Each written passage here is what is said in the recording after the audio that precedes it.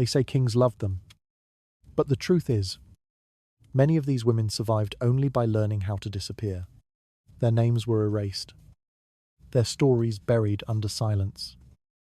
Their lives balanced between desire and danger. What happened to the ones who stepped too close to the throne? And what price did they pay for a love that history refused to remember? Tonight, you will walk beside them through the shadows they left behind. So, before you feel comfortable, take a moment to like the video and subscribe to the channel. Only if your heart truly wants to. If you do like it, leave a little comment letting me know what time it is where you are. Now, dim the lights. Adjust the pillow to fit your head. Maybe turn on a fan to create a relaxing atmosphere. And let's begin this journey together tonight. If someone were to wander through the outer galleries of a Tudor palace, they might notice how quietly a woman's fate could change without a single word being spoken. Nothing dramatic was announced at the moment. No trumpets. No proclamations. Not even a whisper loud enough to carry through the corridors.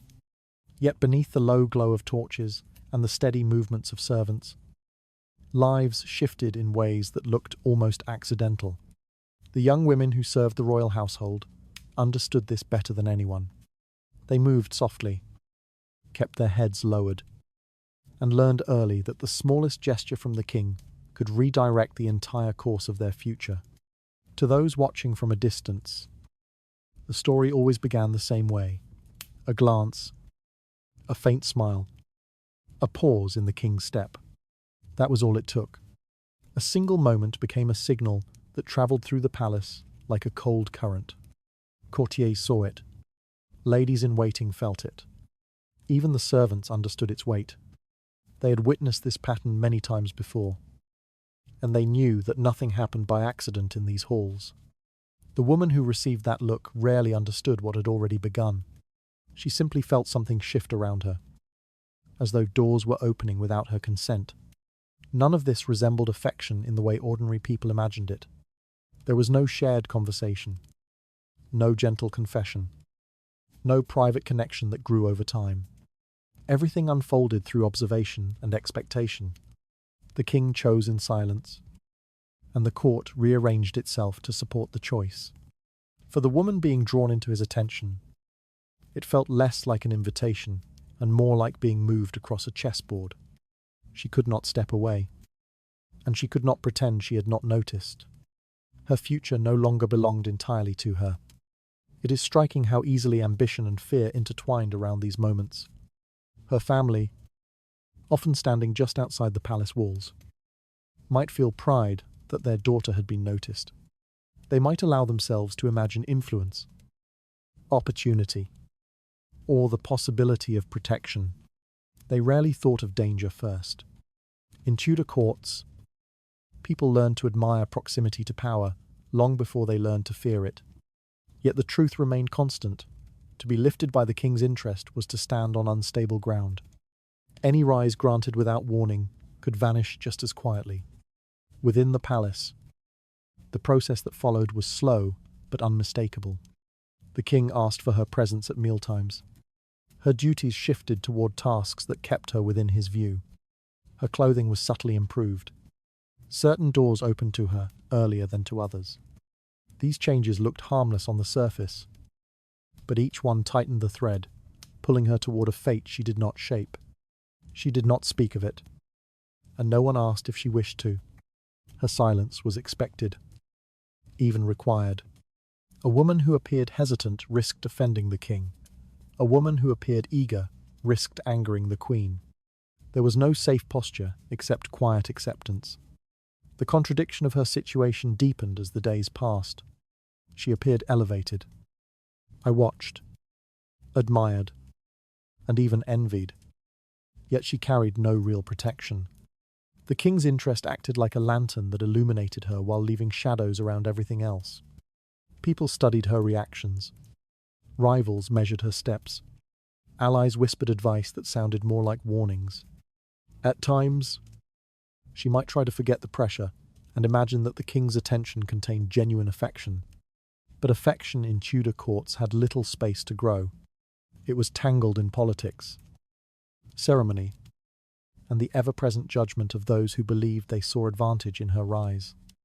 The most unsettling part of this early stage was the calmness with which it unfolded. Nothing violent occurred. There were no threats, no confrontations, no visible signs that she was entering a dangerous role. Yet the palace, with all its polished stone and embroidered hangings, had already claimed her. Her time was no longer her own. Every move she made seemed to be watched by eyes she could not see. And though she might try to continue with her duties as before, the shift in how others treated her made it impossible to forget the reality. She was no longer simply a lady of the household. She was becoming someone the king might choose to keep close. There was a quiet tragedy in this transition, one that rarely found its way into official records. The young woman was still herself, still uncertain, still learning, still cautious. Yet the palace began to treat her as an object already set aside for a purpose. She had little room to confide in anyone. Her friends became distant, unsure of how to speak to someone who might suddenly become influential. Her enemies became alert, sharpening their awareness of her presence. Her family's hopes weighed heavily on her shoulders, even when they never said a word. And through all of it, she understood that her place was fragile, that her advantage could vanish with a single shift in the king's mood. If one tried to imagine her life in those days, it would not look like privilege. It would look like confinement wrapped in ceremony. The palace dressed her in fine fabrics but took away her ability to choose what came next. She walked through richly decorated halls, but never felt entirely safe. Every step she took echoed with a quiet fear that she was being drawn into something she could neither refuse nor control. Her story, at this stage, carried no triumph. It carried only an illusion that being noticed meant being valued, that being chosen meant being cherished. In reality, the palace never stopped reminding her of a simple truth. A woman raised by the king's affection could be lowered by it just as easily. And when affection was tied to power, the fall was always deeper than the rise had ever been. She learned quickly that admiration from the throne had edges she could not see. The palace held her gently, but not kindly. Somewhere in its quiet heart, a decision waited for her, one that would reveal whether she had been elevated or simply placed where she could be used. The women who eventually became mistresses of Tudor kings did not appear suddenly from the shadows. Most of them were born into families whose names carried weight inside the court. Families accustomed to the slow movement of influence. Their upbringing shaped them long before the king ever saw them. From childhood, they learned how to speak with restraint, how to observe without intruding, and how to remain composed even when attention pressed heavily upon them. These lessons were not framed as preparation for becoming the king's consort. Yet everyone understood that daughters of noble houses lived under possibilities their brothers would never experience. Their entry into the palace often came through modest roles, as ladies-in-waiting, attendants, or companions to higher-ranking women. They moved quietly through rooms lit by candle glow and watched over by portraits of kings long dead. Their tasks were simple: arranging garments, carrying letters, and attending meals. But these duties placed them within the king's line of sight in ways that seemed innocent. The court rarely admitted it aloud, but the boundary between service and opportunity was thin. Families knew this. So did the courtiers, who evaluated every young face brought into royal circles. Their earliest days at court felt deceptively ordinary. They followed routines established generations before them. They learned which corridors were used by which officials, how to navigate the sharp etiquette that governed every hour, and how to carry themselves with quiet dignity so that no one could accuse them of drawing improper attention. Yet beneath this layer of order, tension lived in every interaction. A simple greeting from a nobleman might later be interpreted as a sign. A passing smile from the king could send ripples through the entire household. And the girl at the center of it all rarely understood how quickly people around her recalculated their positions. For many families, Sending a daughter into royal service came with unspoken expectations. They hoped she would be noticed, perhaps not by the king, but by someone whose power could help repair debts, strengthen alliances, or elevate their status. Yet there were families bolder than that. Families who quietly suggested to their daughters that a place near the king was a chance that should not be wasted. They never said the words directly, propriety would not allow it. But the meaning lingered all the same. A noble daughter became a promise, one carrying the weight of her family's aspirations. Within the palace, the young woman discovered quickly that her movements were rarely private. People watched her with an attention she had not earned and did not yet understand. Older courtiers assessed whether her manner aligned with what the king preferred. Ladies in waiting whispered judgments behind embroidered fans. Men who sought advantage through her potential rise offered small kindnesses that felt more strategic than sincere. She became part of the court's calculations before she had time to comprehend the scale of those calculations. The truth was that her position at this stage was neither safe nor fully dangerous. It was suspended, en fragile, open to possibility, but also to collapse. She could not control how she was perceived. A slight mistake, a tone too warm, a gesture too bold, a moment of hesitation could reshape her reputation instantly. Meanwhile, the qualities she had been raised to cultivate, grace, obedience, and quiet intelligence, became magnified beyond their natural measure. Every compliment from a noblewoman or approving nod from a steward added another layer of expectation. Her interactions with the king during this period were rarely personal. They occurred in passing, during meals, during ceremonies, or when she assisted in the presence of the queen. Nothing intimate transpired. Yet each encounter carried weight simply because others believed it might. The king himself often remained unaware of how closely she was being monitored. How many eyes watched for signs in the way she lowered her gaze or stepped aside to let him pass. Court life transformed even the smallest gestures into potential clues. What deepened her uncertainty was the silence surrounding her. No one explained what was happening. No one guided her directly. Her fellow attendants grew cautious, unsure whether to treat her as a companion or a rival. Older women offered advice that could be interpreted in several ways, none of them comforting. And through all of this, she sensed that her life was drawing towards something she had not chosen.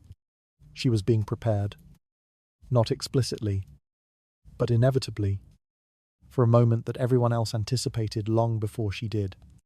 At night, when the court finally quieted, and she found herself alone in a chamber that still smelled faintly of warmed linen and extinguished candles, she had time to understand the pressure gathering around her.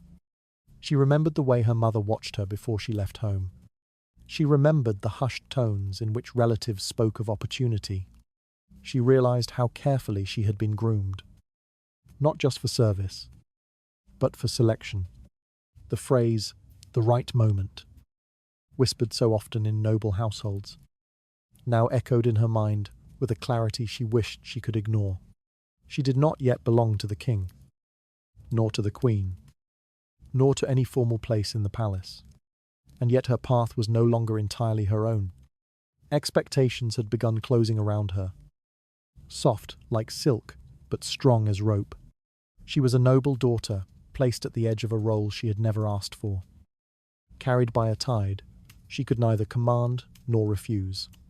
She sensed that her life was no longer shaped solely by her own choices. The palace had already begun positioning her for a purpose she could not name. Somewhere behind the polite glances, people were waiting to see whether she would become useful, or merely forgotten. Attention in the Tudor court rarely arrived in ways that could be easily explained. It crept in quietly, almost politely, resting first on the edges of a young woman's awareness before settling fully upon her. This shift often began with something so small that no one outside the palace would believe it carried weight. A few extra seconds of the king's gaze. Those seconds did not break any rule, nor did they contain any spoken promise. But in a world where power moved silently, a prolonged glance could change the course of a woman's life more deeply than any decree. Everyone in the palace understood this, even if they pretended not to notice. When the king's eyes lingered, the moment did not belong only to him and the young woman he observed. It belonged to the entire court. People who had spent years reading royal moods caught it instantly. They saw the pause, the slight narrowing of his attention, the faint but unmistakable shift of interest. Servants carried news of it before either the king or the woman realized what had happened.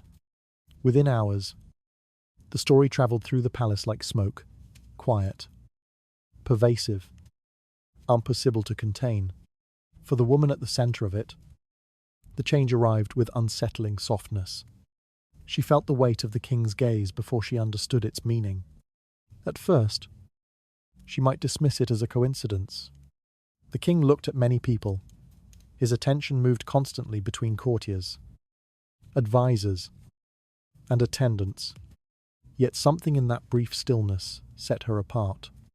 She could sense the difference, not by what the king did, but by what everyone else suddenly stopped doing. Conversations shifted, glances sharpened. People began measuring her with a new kind of interest. Neither admiration nor kindness, but calculation. What made this stage so disorienting was the ambiguity of it. The king's signals were subtle, almost fragile, as though he himself were unsure whether he intended them. A nod during a meal, a question directed her way, a moment in which he seemed to search for her presence in a crowded chamber. All of these gestures could be dismissed as nothing, and yet they were nothing. In a court governed by hierarchy and rivalry, such gestures created ripples that unsettled everyone who depended on reading the king correctly. Those closest to the throne reacted first. Ladies in waiting adjusted their behavior around her. Some grew warmer, attempting to secure future favor. Others grew distant, unwilling to attach themselves to someone who might rise or fall. Quickly, men who had ignored her before now greeted her with controlled politeness, as though testing whether she would acknowledge their presence later, should her position change. Even the queen sometimes sensed the tremors before they fully took shape, though she often remained silent until certainty appeared. Outside the palace walls, in the private chambers of noble households, families waited eagerly for signs like these. News traveled faster to them than the women inside realized. When a daughter's name reached her family, carried by rumor rather than letter, members of her household exchanged glances heavy with hope and caution. They understood how quickly opportunity could vanish, but they also knew that opportunity rarely appeared twice. Many families, quietly or openly, encouraged their daughters to accept whatever attention came their way. They believed it foolish to step aside when the king's interest offered a path upward, however dangerous that path might be. The woman herself felt these expectations long before anyone voiced them. She sensed her family's hopes in the letters they sent, even when the words remained neutral. She recognized it in the tightening of smiles among other women who watched her steps. She became aware that every gesture she made, every word she spoke, was being interpreted as evidence of what she might become. A misplaced glance could be read as boldness. Too much modesty could be mistaken for refusal. She had to exist within a narrow line, one she did not choose, and one she could not escape. As days passed, the king's subtle gestures grew neither stronger nor weaker. They simply accumulated. Each one added another layer to the court's expectations. She found herself seated closer to him during ceremonies, though no one admitted it was intentional. Her tasks placed her in rooms where he happened to linger. Small coincidences multiplied, until coincidence itself felt engineered. Yet the king remained distant, polite, and unreadable, leaving her to navigate a growing web of attention with no guidance. This period challenged her identity more deeply than she expected. She had always understood her position in the world, a noble woman of respectable birth, raised with discipline and taught to uphold propriety. But the court began to reshape her image before she could protect it. People spoke of her with unfamiliar tones, attributing meanings to her actions she did not intend. She became less a person and more a possibility, something the palace watched closely, not for who she was, but for what she might become. What weighed on her most was the knowledge that she could neither encourage nor avoid the king's interest without risk. To appear receptive might be seen as an ambition. To appear indifferent might be viewed as defiance. The safest response was silence. Yet silence itself could be misinterpreted. She lived in a space where every motion carried consequence, even when she did nothing at all. In the quiet of her chambers, she sometimes wondered whether the king's attention was real or imagined. She questioned whether she had misread everything, whether the court exaggerated signals that meant little. But each morning the atmosphere around her confirmed what she feared. The court had noticed something, and now she must move carefully until she understood the cost. She realized that a few seconds of attention had already shifted the ground beneath her. The palace treated her with a watchfulness that felt almost ceremonial. Within the quiet edges of those lingering glances, the outline of her future was being drawn by hands she could not see. There was no announcement, no ceremony, and certainly no declaration. To mark the moment, a young woman crossed the invisible threshold between servant and favoured companion. The Tudor court avoided clarity. Ambiguity kept the balance of power intact. The transition happened quietly, almost without shape, as though the palace wished to deny responsibility for creating the very roles it depended on. A young woman could serve faithfully for months, even years, without drawing any unusual notice, and then find the pattern of her days shifting in ways so subtle she might doubt they were happening at all. It began with small changes that appeared harmless. Her duties were adjusted, so she spent more time in spaces the king frequented.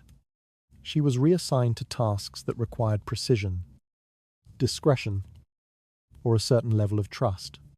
Senior attendants gave her instructions with a tone that suggested expectation rather than routine.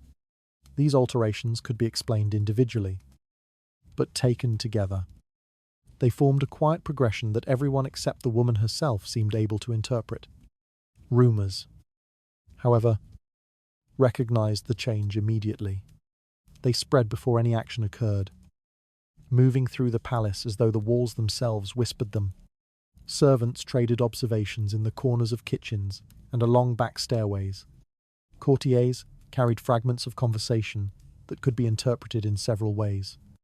Even the Queen's household sensed the shift, though they rarely spoke of it openly. What made these rumours powerful was not their accuracy. Many were exaggerated or entirely false, but their speed.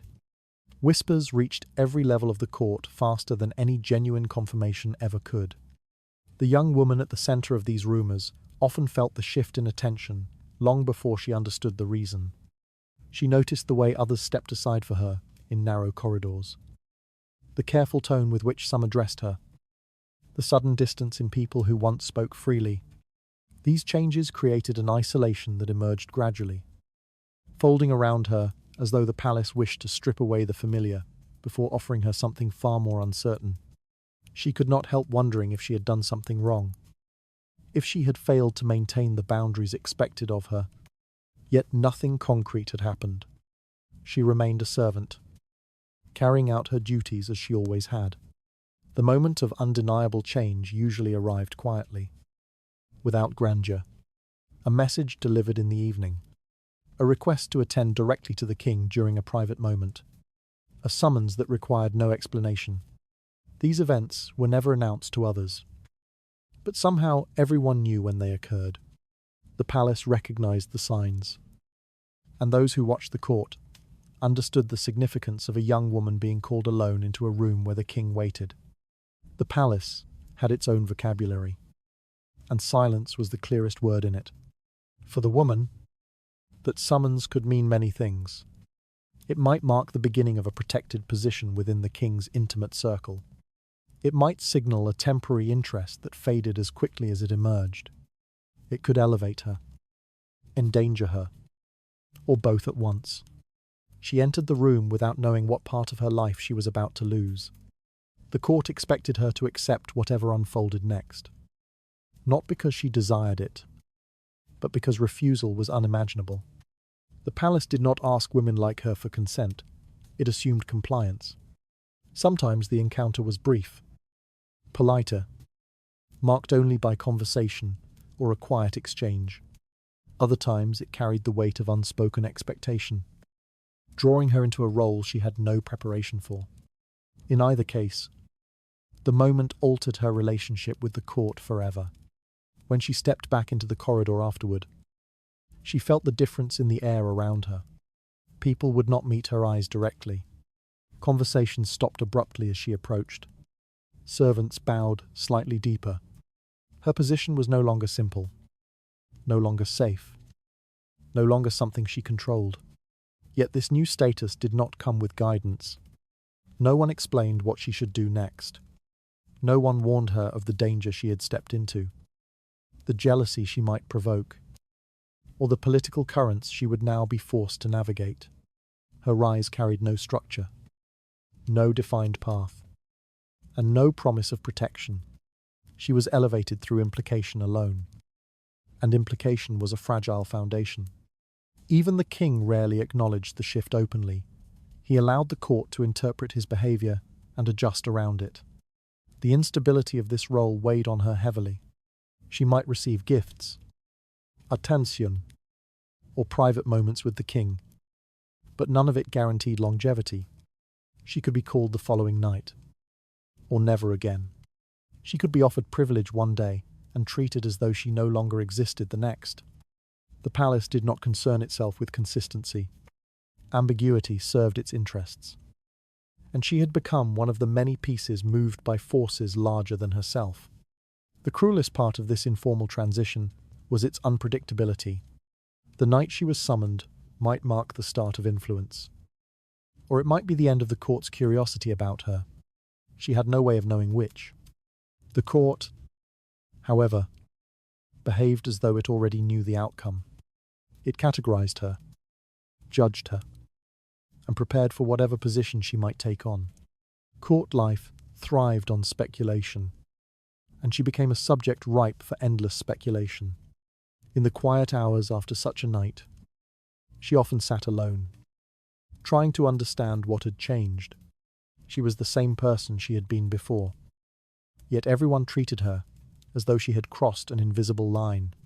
Her future now depended on forces she could not see, decisions she could not influence, and perceptions she could not correct. She lived in the aftermath of a moment she did not control, enduring a role shaped not by her desires, but by the assumptions of those around her. She discovered that her life could shift without warning or reason. The palace offered her a place that felt both elevated and precarious. In the narrowing silence around her, she began to sense how easily fate could turn against her, with a single quiet decision. Among all the quiet contradictions of the Tudor court, none was more striking than the fate of the king's favoured women, the moment affection touched them. The path toward queenship closed without debate. Their closeness to the king elevated them, but only within a narrow space that left no room for legitimate power. A woman whom the king cherished most deeply could never stand beside him on a throne. Instead, she became something far more fragile, a reminder that the court valued desire only when it remained contained, silent, and ultimately disposable. From the outside, the attention these women received looked enviable. They walked with privileges most courtiers could only dream of. They spoke privately with the king, were given gifts, and at times seemed to hold influence that surpassed noblemen. But these privileges were illusions, bright surfaces covering a hollow core. Each favour they received reinforced a boundary they could not cross. They were admired, but not respected. They were wanted, but never chosen for anything lasting. Their position existed only because it served the king, and it ended the moment he turned his attention elsewhere. The court understood this dynamic instinctively. No one needed to explain it. A woman who was often called to the king's private chambers lost the possibility of being presented as a wife. Suitors withdrew quietly. Alliances once discussed by her family faded from conversation. Invitations shifted toward gatherings where her presence was welcome only as entertainment or decoration, never as a participant in political discussion. Her identity changed whether she accepted it or not. She became defined not by her name or her lineage, but by her proximity to the king's desire. This transformation brought a certain stillness to her life. She existed in a strange middle ground, recognized. I watched, and even envied, but also pitied in ways people rarely admitted aloud. Those around her understood that she had been placed in a position with no future. She could not rise higher, yet she could fall quickly. She held influence only while the king's interest endured. And that interest, as everyone in the palace knew, was unpredictable. No woman could rely on the king's affection to secure her place. Affection changed with seasons, moods, or matters of state that had nothing to do with her. The tragedy of this stage was its clarity. She could see her own limitations more sharply than ever. The more the king favoured her, the narrower her world became. She received fewer visitors.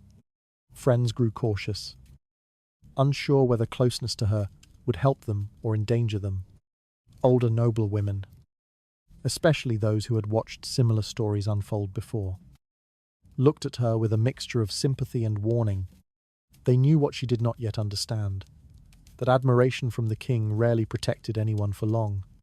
In private moments, she might try to imagine a future for herself, some path where affection carried meaning, where her presence in the king's life granted her security instead of instability. But Tudor courts were shaped by rules older than any individual. The king could choose a mistress, but the kingdom required a queen, and queens were not selected from women who had already been touched by the king's desire.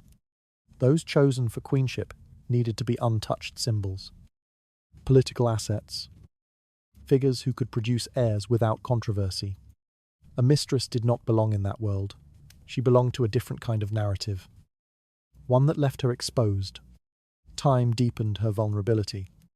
As the king's fondness grew, her power did not. She could not speak openly in council.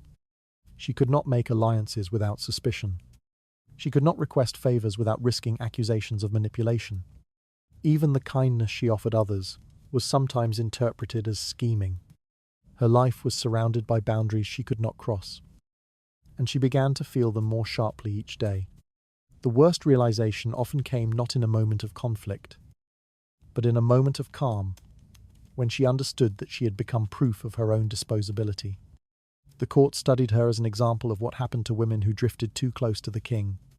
Her beauty, her charm, her presence, these qualities elevated her only temporarily. They did not guarantee a future. They did not grant her a place in the king's lineage, and they did not provide her protection once affection began to fade. She learned to walk carefully, to speak in measured tones, to accept the limits placed upon her. But awareness did not offer comfort. The more she understood her position, the more she recognized how deeply unfair it was. She had not sought power, yet she was burdened by the appearance of possessing it. She had not asked for the king's attention, yet she was judged according to what that attention made her represent. And when people whispered about her fate, they did so as though she were already gone. The truth was simple, harsh, and widely accepted. The women the king loved most visibly were the same women the kingdom refused to acknowledge as anything more than passing figures. Their value existed only in the space between desire and abandonment. They stood close to the throne, yet forever outside the lineage that sustained it. And in this contradiction, their lives were shaped, not by their choices, but by the limits others created for them. She realized that devotion from the king offered no path forward, only a narrowing circle around her life. The court treated her with admiration that never translated into security. Amid that fragile space, she began to understand how easily affection could be used to hold her in place rather than allow her to rise. The women who found themselves drawn into the king's private orbit quickly learned that beauty alone was never enough to survive the Tudor court. Beauty opened the door, but grace determined how long it stayed open. And silence, carefully measured, strategically placed, kept that door from closing too abruptly.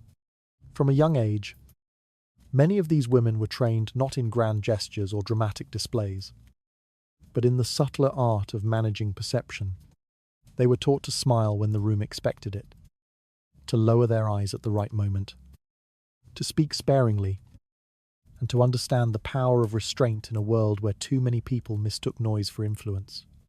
The court valued elegance, but not for the reasons it pretended. A woman's poise reassured those around her that she could be controlled, that she would not disrupt the delicate balance of relationships built over years of rivalry. The king himself often admired these qualities not because they revealed intelligence, but because they concealed it. A calm presence suggested reliability, an essential trait for someone who might be placed near the throne, but never allowed to participate in its decisions. These women quickly understood that the gentler their demeanour appeared, the safer their position felt.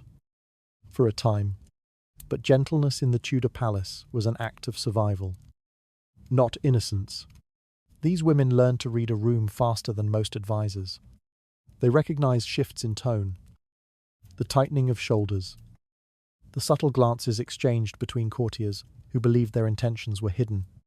They adjusted their own expressions accordingly, ensuring they never seemed too pleased, too troubled, or too aware. Their world demanded constant calibration. A single misplaced gesture could ignite jealousy, suspicion, or contempt. Silence became not merely a lack of speech, but a shield against the dangers of being misunderstood. The training they received, formal or unspoken, taught them to reveal emotion only when it served them. A soft laugh could ease tension. A tear shed at the right moment could invite sympathy. A bowed head could diffuse resentment. They learned the difference between vulnerability that strengthened their image and vulnerability that exposed them to attack. And because the court watched them endlessly, they lived inside a performance they could never abandon. Even in private moments, the habits persisted, shaping their sense of self until it became difficult to distinguish genuine feeling from survival instinct. The wisdom expected of them extended beyond emotional restraint. They were urged, quietly or directly, to know without showing, to understand the desires and fears of those around them without revealing their own mort. Influence in the king's presence did not come from speaking boldly, it came from speaking rarely, choosing words that appeared soft while carrying meaning designed to linger. A well-placed comment, delivered with disarming gentleness, could shift the king's mood more effectively than any loud demand. Subtlety became their most reliable tool. Yet subtlety carried weight precisely because it was invisible. These women operated in the spaces others overlooked. They remembered small details, anticipated changes in schedule, and provided comfort or distraction when the king required it. Their value lay not in force but in precision. They understood that power in their position was never openly displayed. It moved quietly, concealed beneath the appearance of obedience. Those who mastered this balance lasted longer than those who believed beauty alone could protect them. Still, the price of such mastery was a constant tension. Every gesture had to be measured. Every smile risked misinterpretation. Even kindness, when directed toward the wrong person, could spark rumors that threatened their stability. The palace watched them too closely to allow mistakes. People interpreted their silence as a strategy, their gentleness as manipulation, and their presence as a form of competition. And though many women wielded these tools with grace, they lived with the knowledge that their skills would be dismissed the moment the king's attention shifted. To outsiders, their influence might appear effortless, almost natural, but behind their calm expressions lay a world of calculation. They had to determine when to approach the king and when to step back. They had to sense when his mood required warmth, distance, or quiet company. They had to anticipate which courtiers sought to use them, which sought to undermine them, and which simply waited for their downfall to free space at the king's side. Their days were shaped not by choice, but by a constant negotiation with uncertainty. What made their situation particularly fragile was that none of these abilities guaranteed safety. A woman could be graceful, discreet, and intelligent, yet still lose favor in a moment. The king's preferences changed without reason. A new face could appear, drawing his interest elsewhere. A single accusation, true or fabricated, could alter her position overnight. In such a world, silence was both armor and limitation. It allowed her to protect herself, but it prevented her from defending herself when accusations surfaced. She was expected to be present yet invisible, valued yet replaceable. Over time, many of these women began to understand that the very qualities that protected them also confined them. The court praised their composure while denying them agency. It celebrated their elegance while ignoring their intellect. It demanded their silence while interpreting it according to its own needs. Their charm, their grace, their restraint. These were their weapons, but they were also the chains that held them in place. She recognized that her strength lay in subtleties others overlooked. The court admired her softness while depending on it to keep her contained. Through that narrow balance, she began to see how easily a woman could be praised for qualities that quietly stripped her of power. Families of the Tudor nobility watched court life with an attention as sharp as any advisors. Their daughters carried not only their lineage, but also their ambitions, and every movement inside the palace could shift the fortunes of an entire household. When a young woman began attracting the king's interest, her family sensed the change even before she did. Letters from home became more frequent, filled with inquiries disguised as affection. Relatives spoke in cautious tones, weighing possibilities they did not dare state plainly. Behind every polite word lay the same question: would her path bring advantage or ruin? For many families, a daughter's presence near the king represented an opportunity that generations of men had failed to secure. Yet this opportunity was never simple. The line between elevation and disgrace was thin, fragile, and easily crossed. Families pretended to be cautious, but ambition often pressed harder than restraint. They encouraged their daughters to present themselves with dignity, humility, and grace, knowing full well that these qualities might draw the king's eye. They taught them how to navigate conversation without seeming bold, how to appear attentive without appearing eager, and how to hold themselves with the calm of someone accustomed to being valued. There were households, more desperate or more calculating, that went further. They did not wait for the king's interest. They attempted to create the conditions for it. Mothers positioned their daughters strategically at court gatherings. Uncles whispered advice about timing, posture, and presence. Servants were instructed to report even the smallest interactions. A daughter might walk into the palace believing she served the queen, when in truth she served the ambitions of her family long before that. What she mistook for coincidence, placement at a feast, a new gown, one introduction to certain courtiers, was often the unseen hand of her relatives directing her path. For some women, becoming the king's mistress was not a choice at all. It was a responsibility, framed as duty, wrapped in expectation. Families rarely spoke of it openly, but the pressure lived in every glance, every suggestion, every moment of silence that followed when she hesitated. A daughter refusing such a path risked disappointing those who depended on her. Worse, she risked being labelled ungrateful, lacking in loyalty, or unable to serve the family's greater interests. In a world where daughters were viewed as political assets, refusal carried consequences as serious as acceptance. Once the king's attention became undeniable, families often behaved as though fortune had finally arrived. They prepared themselves for influence they did not yet possess. Some began forming alliances based on anticipated favour. Others distanced themselves from old enemies, expecting that proximity to the king would soon give them the power to reshape old grudges. Their daughter, meanwhile, I found herself transformed in their eyes. She was no longer simply a young woman navigating court life. She was the vehicle through which her family's future might be defined. But the Tudor court was not a stable foundation upon which to build hopes. The king's interest could shift overnight, and families that once spoke with pride could fall silent with startling speed.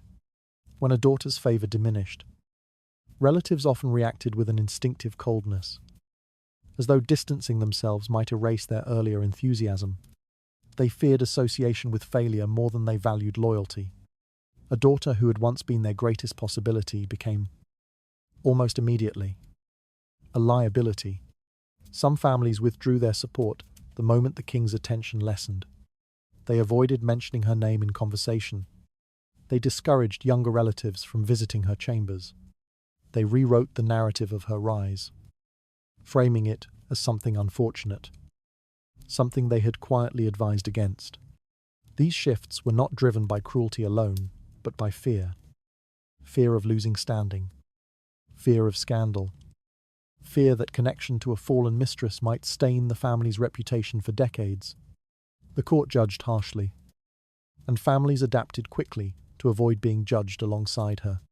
Even more painful were the situations in which families actively distanced themselves for political protection. They might encourage the woman to leave the court under the guise of rest or illness. They might arrange a marriage meant not to secure her future, but to hide her past. They might pressure her into retreating to a quiet estate or a convent, framing the decision as necessary for her own good. In truth, they were protecting themselves. Their daughter's experiences, desires, and suffering were secondary to the preservation of the family name. A woman who had given everything, her reputation, her privacy, her emotional safety, often discovered that her family's loyalty was conditional. They supported her as long as she served their goals. Once she no longer did, they pulled away with a swiftness that left her standing alone in a court that had already made its judgment. The people who once monitored her every gesture now turned their eyes elsewhere, searching for the next opportunity, the next daughter, the next possibility. It was in this abandonment that many mistresses understood the full extent of their vulnerability. They had entered the king's orbit, believing they carried the strength of a family behind them. Now they realized that their position had always been a solitary one. The family watched, guided, and pushed, but rarely protected. Their support was never unconditional. When danger appeared, they stepped aside to preserve themselves. The women who learned this truth found themselves hardened by it. They understood that their worth, in the eyes of those who raised them, depended not on who they were, but on what they could accomplish. Their rise belonged to their families. Their fall belonged to them alone. She saw clearly that loyalty from home shifted with her fortunes at court. Support that once felt certain dissolved the moment she could no longer offer advantage. By that quiet betrayal, she began to understand how deeply she had been valued only when she served a purpose beyond her own life. A mistress in the Tudor court lived in a space that was neither fully acknowledged nor entirely hidden. Her position, though lacking any formal title, carried a visibility that few dared to address openly. The king's generosity made her presence unmistakable. She might receive a private residence near the palace, garments of finer cloth, or small estates granted quietly through intermediaries. These gifts were not extravagant enough to provoke the queen's household, but they were significant enough to signal her favour. Everyone who observed these changes understood what they meant, even if no official document recorded her role. Her influence existed in this delicate tension. She was not part of the established hierarchy. Her name appeared in no official lists of ladies. She did not sit in councils, nor did she hold a rank that could be inherited or defended. And yet, her absence from the formal structure only amplified the mystery around her. People speculated about the extent of her involvement in the king's decisions. They studied which requests she delivered, whose petitions she presented, and how often the king summoned her in private. Her influence could not be measured, but it could be felt, quietly, persistently, everywhere. This uncertainty shaped how the court behaved around her. Courtiers treated her with caution, unsure whether a single, careless remark might reach the king through her. Ministers who had spent years cultivating authority understood that she could undermine their efforts without ever attending a single meeting. A brief conversation with her, or even a moment of perceived closeness, could shift their standing.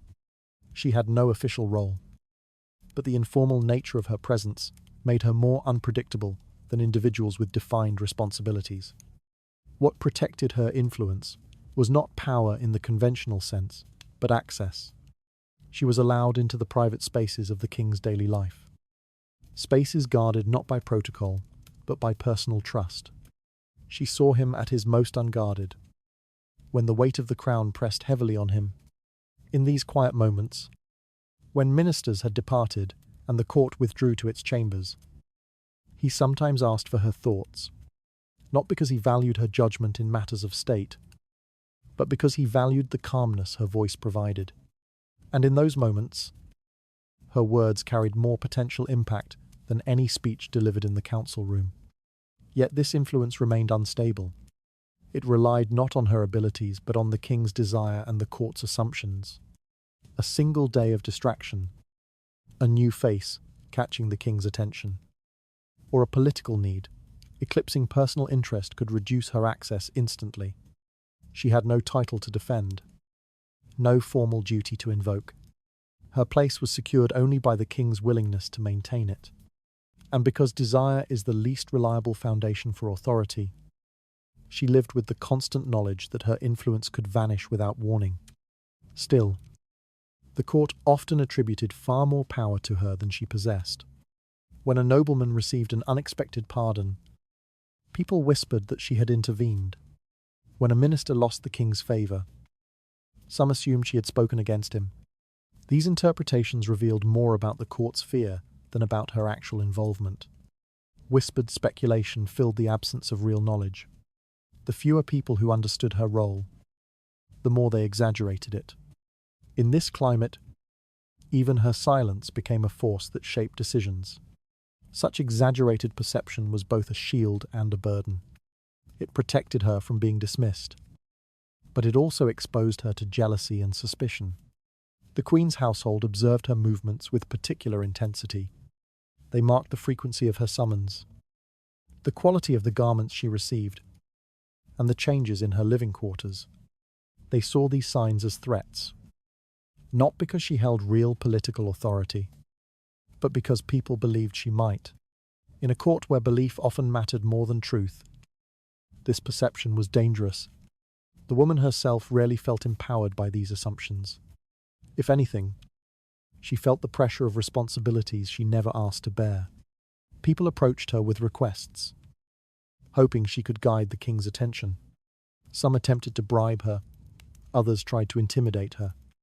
She understood that her words, even when casual, could carry weight beyond her intention. A simple remark spoken in the king's presence might be interpreted as influence she did not wish to claim, and because she lacked the training and authority of officials, she had no way to manage the consequences that followed. In private, she often recognized the contradiction of her position. She lived in a residence provided by the king, wore garments finer than those of many noblewomen, and knew that people bowed slightly deeper when she passed. Yet she also understood that these privileges formed a fragile shell. They created the appearance of stability while concealing the instability beneath. A mistress could rise quickly, but she could fall faster than anyone else. The very court that feared her influence would forget her the moment the king shifted his attention elsewhere. Her influence, when it existed, was not born of power, but of proximity. And proximity, in the Tudor world, was a currency that diminished with time. She sensed that her standing depended entirely on the king's shifting regard. The court watched her with caution, unsure whether her silence carried meaning or merely fear. At the edges of that uncertain respect, she began to see how influence without recognition could be as dangerous as having none at all. Rivalry in the Tudor court rarely announced itself through raised voices or open conflict. Instead, it settled into the quiet spaces between glances and gestures, carried by women who understood that their survival depended on mastering silence as much as charm. A mistress could never appear to compete openly.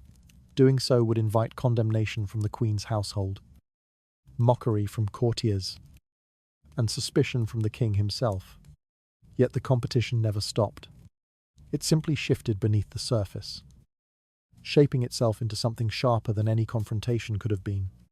The women who lived in the king's orbit learned quickly that every interaction was charged with meaning. A gift from the king, whether a ring, a gown, or even a ribbon, became a message to the entire court. Servants studied its value. Advisors assessed its timing. Other women noted the expression on his face as he offered it. Nothing was simple. A token that appeared affectionate might signal fading interest if given too casually. A gesture that looked insignificant might hold significance if offered in a moment of political tension. Every object carried weight, and every woman who hoped to remain in favor had to interpret it with precision. The same was true of glances. A single look from the king could shift alliances among women who shared the same space. If his gaze lingered on someone new, an unspoken warning pulsed through the room. Those who had been in favor felt their breath tighten, sensing a change before anyone expressed it aloud.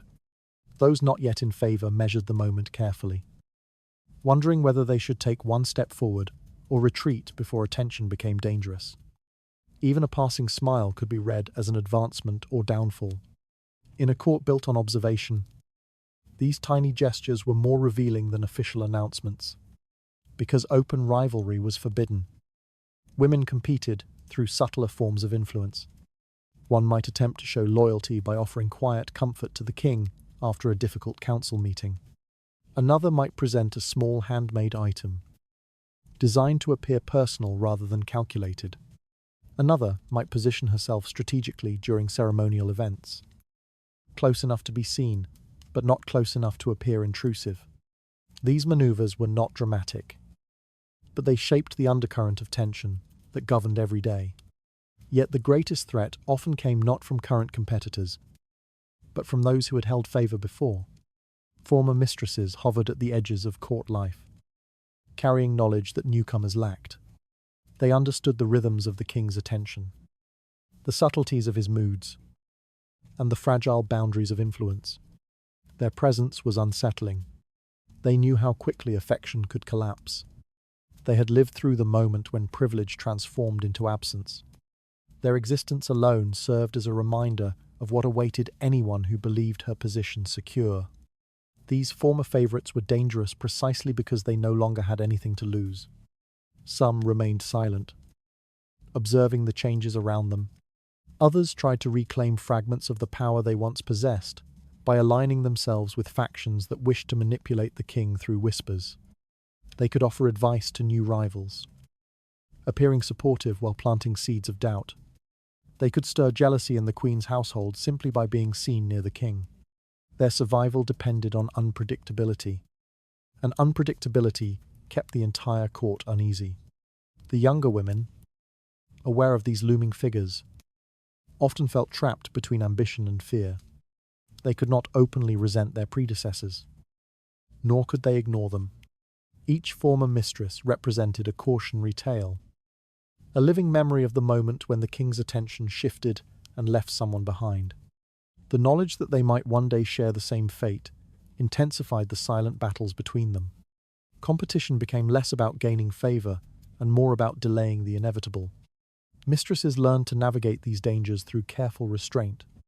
They avoided speaking too freely, avoided entering rooms at the wrong moment, and avoided accepting gifts that might provoke jealousy.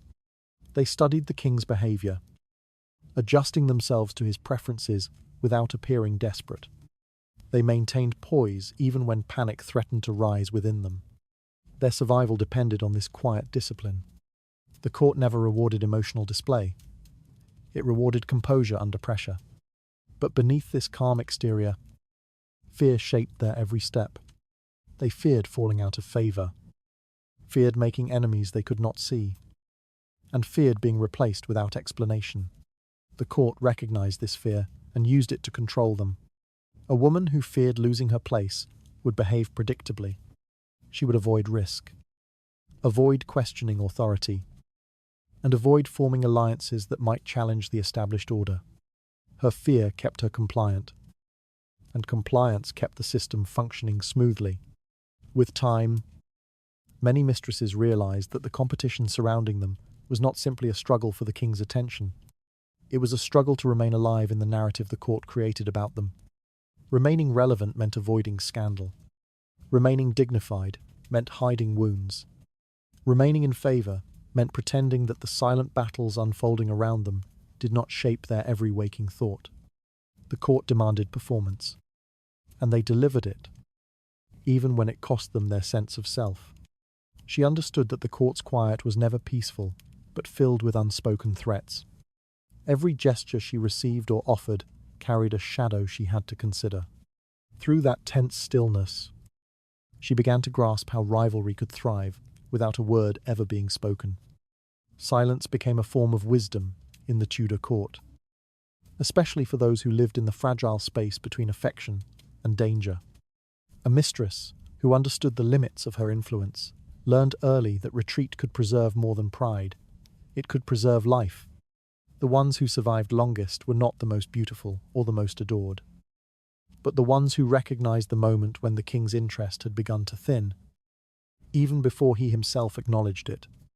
They sensed the subtle cooling in his voice, the slight delay before he summoned them, the unfamiliar softness he used when speaking to someone new. These signs were faint, but for a woman whose survival depended on awareness, they were unmistakable. Those who stepped back quietly were often remembered with a strange sort of respect. They did not plead. They did not cling. And they did not attempt to force affection that was fading. Instead, they allowed the distance to widen naturally, slipping into a quieter position in the palace. They attended fewer events, avoided the king's chambers unless called, and spoke less in rooms where they once might have been bold enough to offer an opinion. Their withdrawal was not an act of surrender, but a calculated effort to protect themselves from the judgment that always followed a mistress past her prime. The women who could not let go paid a different price. Staying too long transformed affection into irritation and loyalty into suspicion. A king, already burdened by advisors, ministers, foreign demands, and political conflicts, rarely had patience for emotional needs he no longer wished to meet. When a mistress pushed for attention he no longer wished to give, she risked becoming an inconvenience. And in the Tudor world, inconvenience was dangerous. A woman in this position could be sent away, discredited, or quietly erased from court records. She might be married off to a man she barely knew, or forced into religious confinement. In the worst circumstances, if she angered the wrong faction or crossed the Queen's household, her fall could be far more violent. Living too long in the king's shadow was not simply unwise, it invited disaster. Those who refused to step away often found themselves trapped inside a narrowing circle of influence, surrounded by people who watched their decline with thinly veiled satisfaction. Servants who once greeted them warmly shifted to cautious politeness. Courtiers who had once sought their favor began avoiding their company. Even the king's gestures changed. Where he once reached for them without hesitation, now his touch hesitated or stopped altogether. No official decree was needed to mark their fall. Everyone understood. Whispers in the court did more harm than any formal accusation. They suggested that a woman clinging to her position was desperate, unstable, or even dangerous. They speculated on her motives, her ambitions, and her intentions. Rival factions made use of these rumors, twisting them into political weapons. A mistress who had once enjoyed the illusion of influence suddenly became a threat to be contained. People questioned her loyalty, wondering whether she might reveal secrets, support a rival, or act out of bitterness. The court did not need evidence to justify removing a woman in this position. Suspicion alone was enough. And in the Tudor world, suspicion was often fatal. A single misinterpreted gesture or a careless remark could be used against her. A moment of anger could be reframed as treason. An expression of sorrow could be twisted into defiance. The line between emotional vulnerability and political danger was razor thin. Women who had once been cherished could disappear from court in a matter of hours, escorted away under the guise of illness, travel, or retreat. Some left quietly, never returning. Others met harsher endings. Their stories softened or erased to protect the crown. The women who survived longest understood that retreat was not a defeat but a safeguard. It allowed them to leave before the court decided their fate for them. It gave them the chance to build a life beyond the palace walls, whether through marriage, land ownership, or quiet seclusion.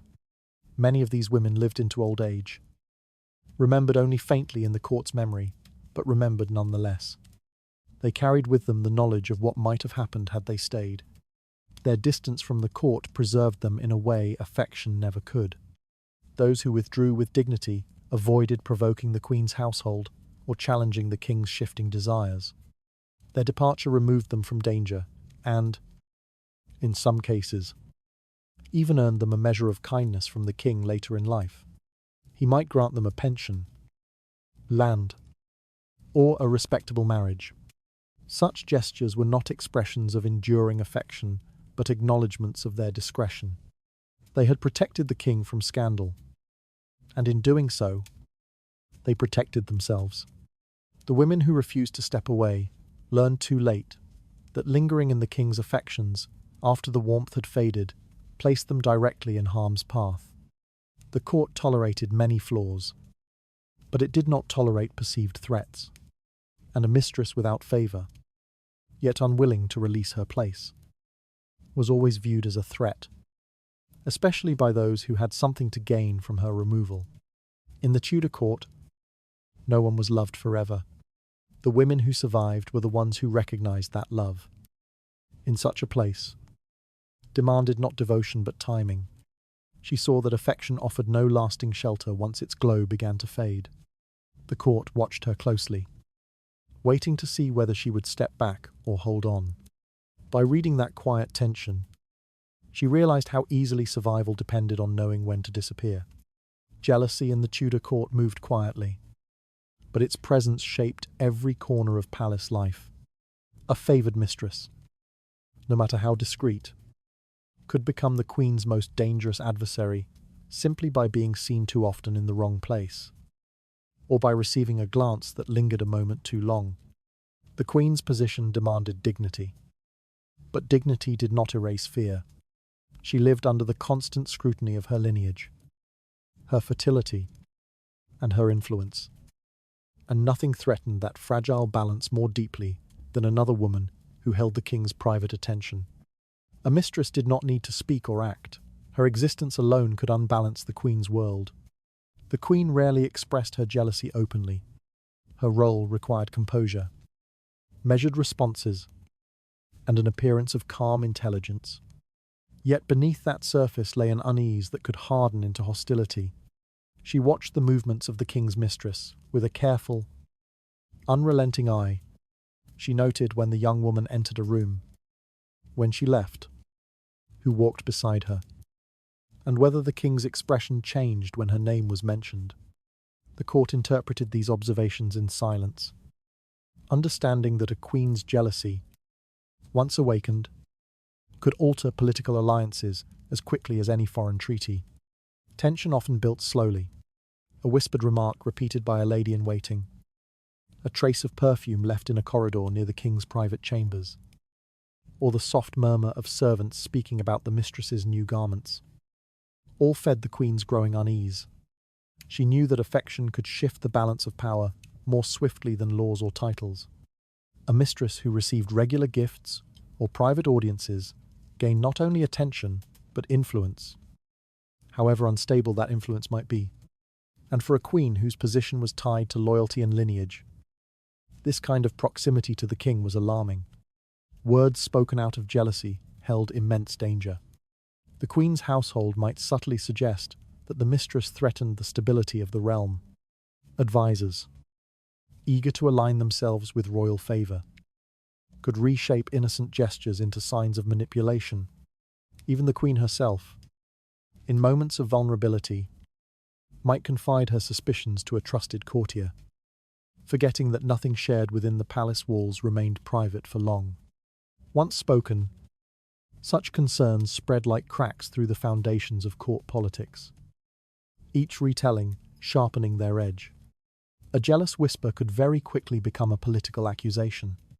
If the court believed that a mistress exerted undue influence, factions might move to limit her presence or remove her entirely. They could claim she weakened the king's judgment, encouraged improper alliances, or threatened national security. None of these charges required evidence. They required only momentum, and jealousy provided that momentum effortlessly. A queen did not need to issue direct orders. Her discomfort alone was enough to provoke action from those who wished to appear loyal. The king, aware of these dynamics, sometimes used jealousy as a tool. He observed how the queen and his mistress reacted to subtle shifts in his behaviour: a withheld smile, a delayed summons, or a carefully chosen compliment given in public could reveal where tensions lay. In a court where loyalty was a constant performance, jealousy served as a test. If the queen grew too emotional, he viewed her as weak. If the mistress responded with anxiety, he viewed her as insecure. If either pushed too strongly for reassurance, he interpreted it as a sign of dependence. The king learned more from these silent reactions than from any conversation. This manipulation deepened the rivalry between the two women. Even when they wished to avoid conflict, the queen feared losing her symbolic authority. The mistress feared losing her fragile place in the king's world. Each woman tried to preserve her dignity, but the court magnified even the smallest misstep. A moment of tension at a banquet, an intercepted glance during a ceremony, or a tremor in the queen's voice when she addressed the mistress. These became stories retold in corridors, feeding the atmosphere of suspicion. Former mistresses rarely eased this burden. Their presence reminded the queen of past humiliations, and their familiarity with the court made them dangerous observers. They whispered interpretations of the king's behaviour to younger women, stoking rivalry and provoking jealousy in ways that benefited no one but themselves. Their very existence heightened the queen's fear that she might one day face the same fate. Displaced, whispered about, and forgotten. For the mistress, jealousy from the queen meant constant vigilance. She learned to measure every gesture, every word, every expression. She avoided appearing too confident or too comfortable. She softened her tone in conversations with the queen's supporters, lowered her eyes in the queen's presence, and made sure her movements in the palace seemed incidental rather than intentional. A single moment of perceived arrogance could transform quiet jealousy into open hostility. Some queens chose subtle retaliation. They might limit the mistress's access to certain events, assign her duties that kept her distant from the king, or encourage noble families to view her as temporary and insignificant. Others used their influence to pressure the king into sending the mistress away. These actions were rarely acknowledged openly. Yet everyone recognized the shifts in the court's tone: a cooler greeting, a delayed invitation, a sudden absence of gifts. Jealousy left fingerprints even when no one spoke its name, and in a court where life depended on the king's favor, the queen's hostility could be lethal. An accusation made in the wrong moment, backed by the wrong faction, could bring ruin. Some women survived these storms by withdrawing early. Others fell victim to political machinations they barely understood. Jealousy turned them into symbols of danger, replacing their names with warnings whispered to new arrivals. She sensed that the queen's watchfulness held both sorrow and threat. Every glance across the chamber reminded her how fragile her place had become. Through that uneasy tension, she discovered how jealousy could reshape a life without a single word spoken aloud. Pregnancy within the Tudor court was never a simple matter of joy or expectation. For a mistress, it marked the moment when her private life intersected directly with the political weight of the monarchy. A child conceived with the king could elevate her to a level of security she had never known. But it could also expose her to dangers she had spent years trying to avoid. The possibility of carrying the king's bloodline turned her body into a battleground between hope and fear. Each breath a reminder that her future no longer belonged entirely to her. Some women believed that pregnancy offered a path towards stability. A child, especially a son, could bind the king to them in ways affection never could. A mistress who carried the king's heir, legitimate or not, acquired a position that even rivals hesitated to challenge. The court looked at her differently. Servants stepped more carefully. Advisors softened their tone. Her presence carried a faint aura of inevitability, as if she had secured a piece of the king's legacy and, in doing so, claimed a small share of his protection. Yet this appearance of safety was fragile. The court valued heirs, but it did not value the women who bore them unless their existence served a clear political purpose.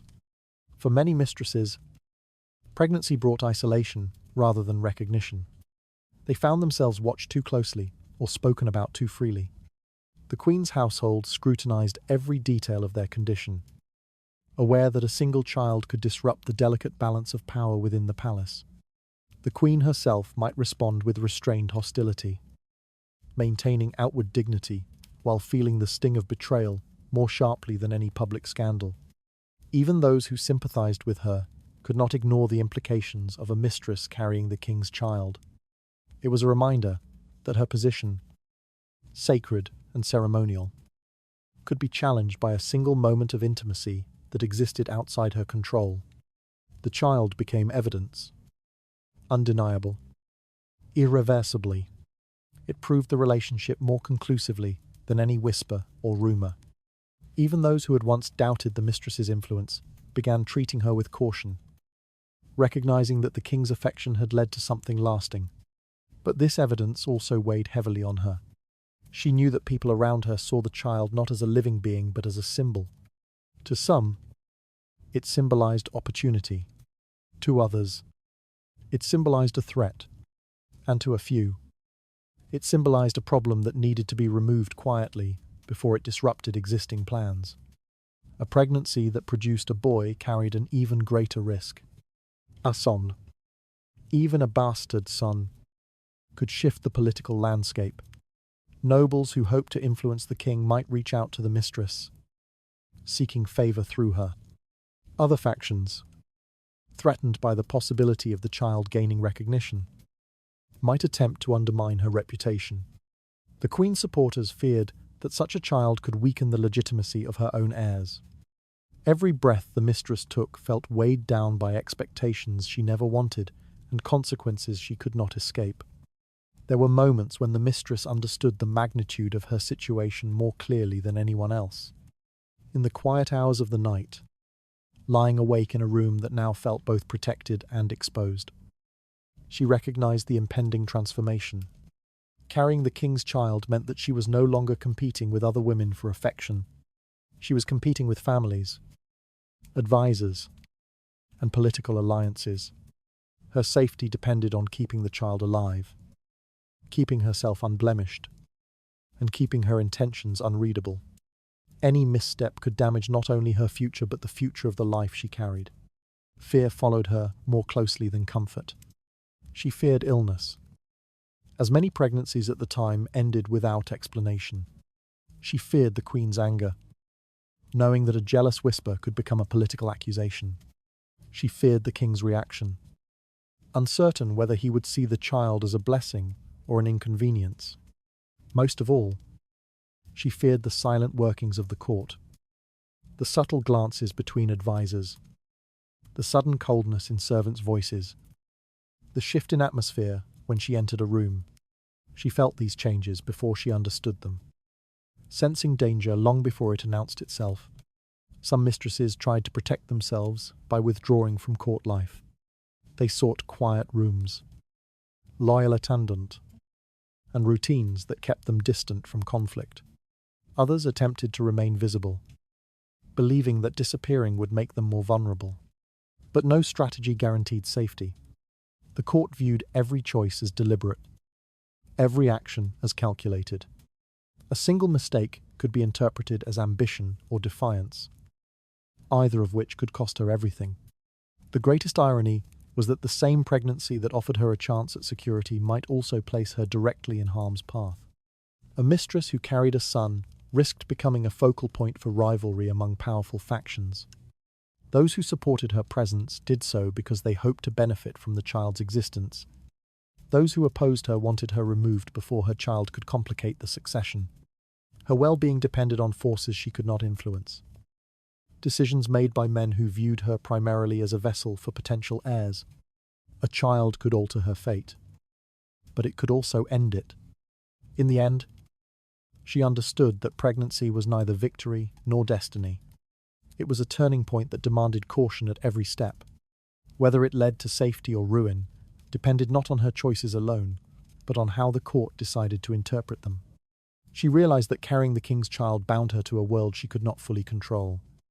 The court watched her closely, searching for signs of advantage or vulnerability.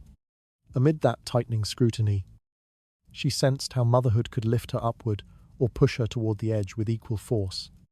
When affection faded, the Tudor court adjusted itself with a precision that felt almost practiced. A mistress who once moved through the palace with quiet assurance suddenly found her path narrowing. The king's summons became less frequent, the glances shorter, the conversations more distant. No announcement marked this shift, yet everyone sensed it.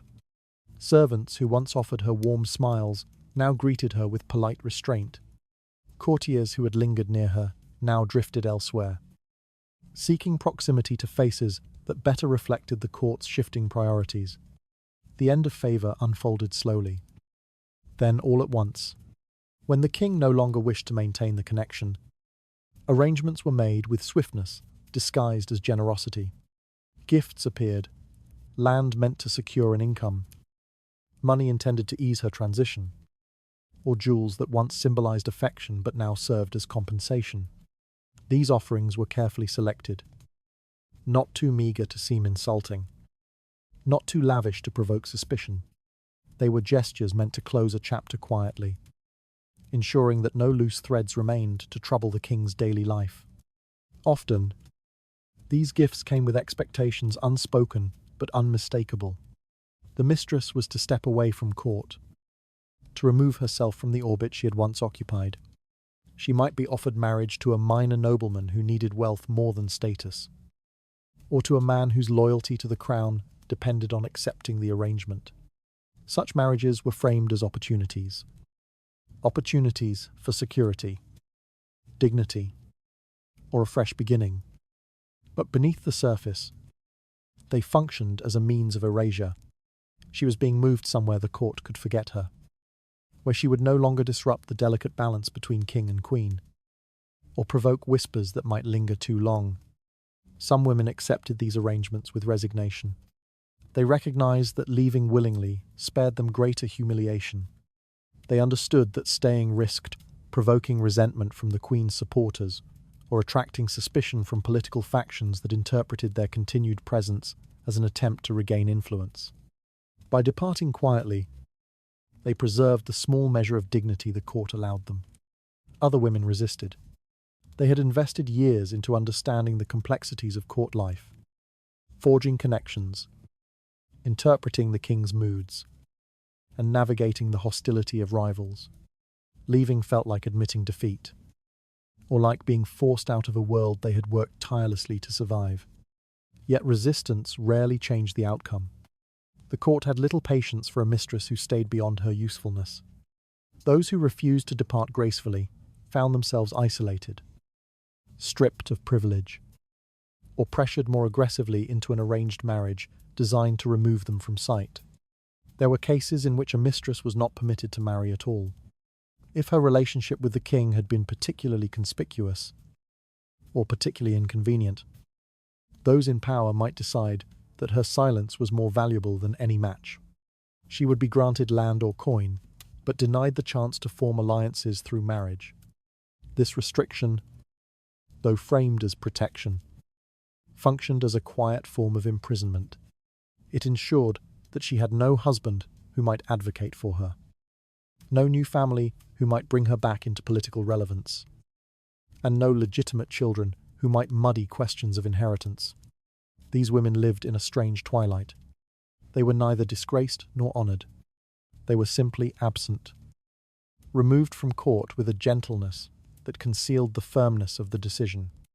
People spoke of them rarely, and when they did, it was with a tone of finality, as if mentioning someone who had moved permanently into another world. Their names faded from conversation, replaced by new favourites, new rumours, and new intrigues that filled the palace corridors with familiar restlessness. For the women themselves, the transition was disorienting. The quiet after court life felt vast and heavy. The days lacked structure. The nights lacked purpose. They were left to consider what had happened to them. Not just the loss of affection, but the loss of identity shaped by the king's attention. In the palace, they had been visible, even powerful in subtle ways. Outside the palace, they became symbols of a past that no one wished to revisit. The land and wealth they received often felt hollow. They were tools for survival, not fulfillment. They offered comfort but not belonging. The mistress could walk through her new estate, feeling the weight of isolation settle around her. The gifts served as reminders of a life she had inhabited briefly, a life now inaccessible, as though it had belonged to someone else entirely.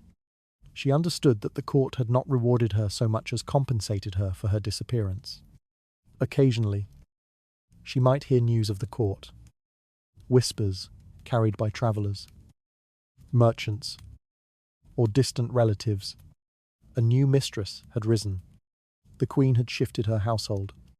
A political alliance had changed hands. Each piece of information reminded her that life continued without her, that the court did not pause for those it removed. She lived with the knowledge that she had once been part of something vast and intricate, and now existed only at its edges. Love, in the Tudor world, did not end with heartbreak. It ended with silence, distance, and the slow rewriting of memory. She noticed that departure brought not closure, but erasure, as though her time at court had been folded away. The gifts she carried felt heavier than the affection that once surrounded them. Amid that weighted quiet, she began to grasp how disappearance could serve the crown more effectively than any punishment. A mistress in the Tudor court often discovered her political influence not through intention but through proximity. She was brought into moments of the king's private life that no advisors could reach. And because of that closeness, her quiet presence became useful to others. Nobles watched her carefully, not for signs of ambition, but for signs of access. They understood that the king sometimes spoke more freely when walls were thin, when the fire burned low, when the day's pressures had worn him down, and in that softened state, a careless remark or unfinished thought might slip from his tongue, enough to guide a faction's next move. Messages passed through her in ways that preserved plausible innocence. A nobleman might approach her at a feast, offering a comment wrapped so gently in courtesy that an outside observer would not detect its purpose. A lady belonging to the queen's household might speak to her in the garden, pretending to share concern, but quietly probing for information. Even servants carried unspoken requests, hoping she would repeat something in the king's presence. She became, willingly or not, a bridge between competing interests. Her voice did not need to be loud. It needed only to be heard at the right moment. Sometimes the king himself created these opportunities. After a long meeting with ministers, He might confide his frustration to her, not seeking advice, but companionship. In repeating his words, even gently, she inadvertently shaped the expectations of those who listened. Nobles learned to interpret these small disclosures as indicators of the king's mood, who he trusted, who displeased him, and what decision weighed on him next. The mistress did not command political power, but she carried fragments of insight, misunderstood or exaggerated, and these fragments fueled court discussions long into the night. A single touch could shift the balance in more visible ways. During ceremonies or gatherings, people observed the king's gestures with near devotional attention. If his hand brushed hers, if he paused beside her, if he leaned toward her during conversation, it signaled confidence or favor. This perception affected noble votes more deeply than rational argument. A man uncertain about which side to support might adjust his stance if he believed the king's mistress favored a particular faction. Her silence could be interpreted as endorsement, her calmness interpreted as a warning. All of this unfolded without her explicit participation. Courtiers expected her to carry messages even when she had no desire to do so. Factions believed proximity granted her influence, so they tried to use her to deliver their aims. They approached her with soft persuasion, flattery, promises, or carefully disguised pressure. Some attempted to manipulate her through fear, hinting that the king's support for her might falter if she appeared indifferent to their intentions. Others framed their requests as concerns for justice or national welfare, making refusal feel selfish. A mistress who wished merely to exist peacefully in the palace found herself pulled between forces far larger than her personal world. Her utility depended not on her intelligence or ambition, but on her availability. Those who wished to influence her calculated when she was most receptive. Moments after the king had praised her, or after a ceremonial event that left her feeling visible, or during quiet dinners when the palace seemed less threatening. They understood that emotional vulnerability created opportunities that political reasoning could not.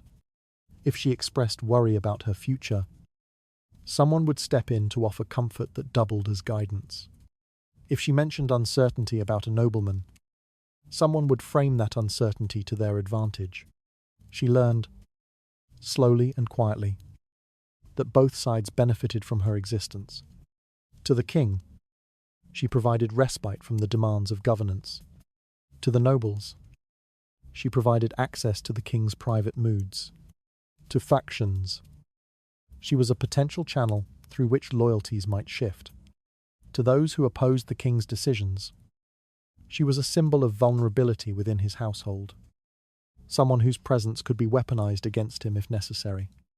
And to others, she was simply a witness who could be blamed if matters went wrong and praised if outcomes aligned with their hopes. Her survival depended on understanding this without acknowledging it aloud. If she appeared too perceptive, nobles saw her as a threat. If she appeared too ignorant, they viewed her as an obstacle. She had to inhabit the narrow space between these perceptions, showing enough awareness to avoid manipulation, but not enough to provoke fear. It was a delicate balance, impossible to maintain perfectly, yet essential for navigating the palace's shifting sands. The political weight placed on her existence was rarely one she welcomed. She carried conversations she did not initiate, reactions she did not choose, and interpretations she could not correct. Even when she said nothing, people attributed meaning to her silence. Even when she tried to remain neutral, they imagined her loyalties. She possessed no official authority, yet her presence could alter events unintentionally. There were moments when she recognized this influence more clearly. A nobleman's sudden friendliness, a lady's cold retreat, a change in seating at a banquet, a shift in who escorted her down a corridor. Each alteration reflected the way the palace recalibrated around someone who stood too near the king. These adjustments reminded her that she belonged to the court not as an individual, but as a variable, one that could tip outcomes without intending to. Over time, the mistress understood the truth. Her role in politics was not a privilege but a risk. She bore the burden of rumors, expectations, and accusations without the protection that formal titles provided. People used her presence to defend their actions or justify their decisions, framing her as an influence whether she wished to be or not.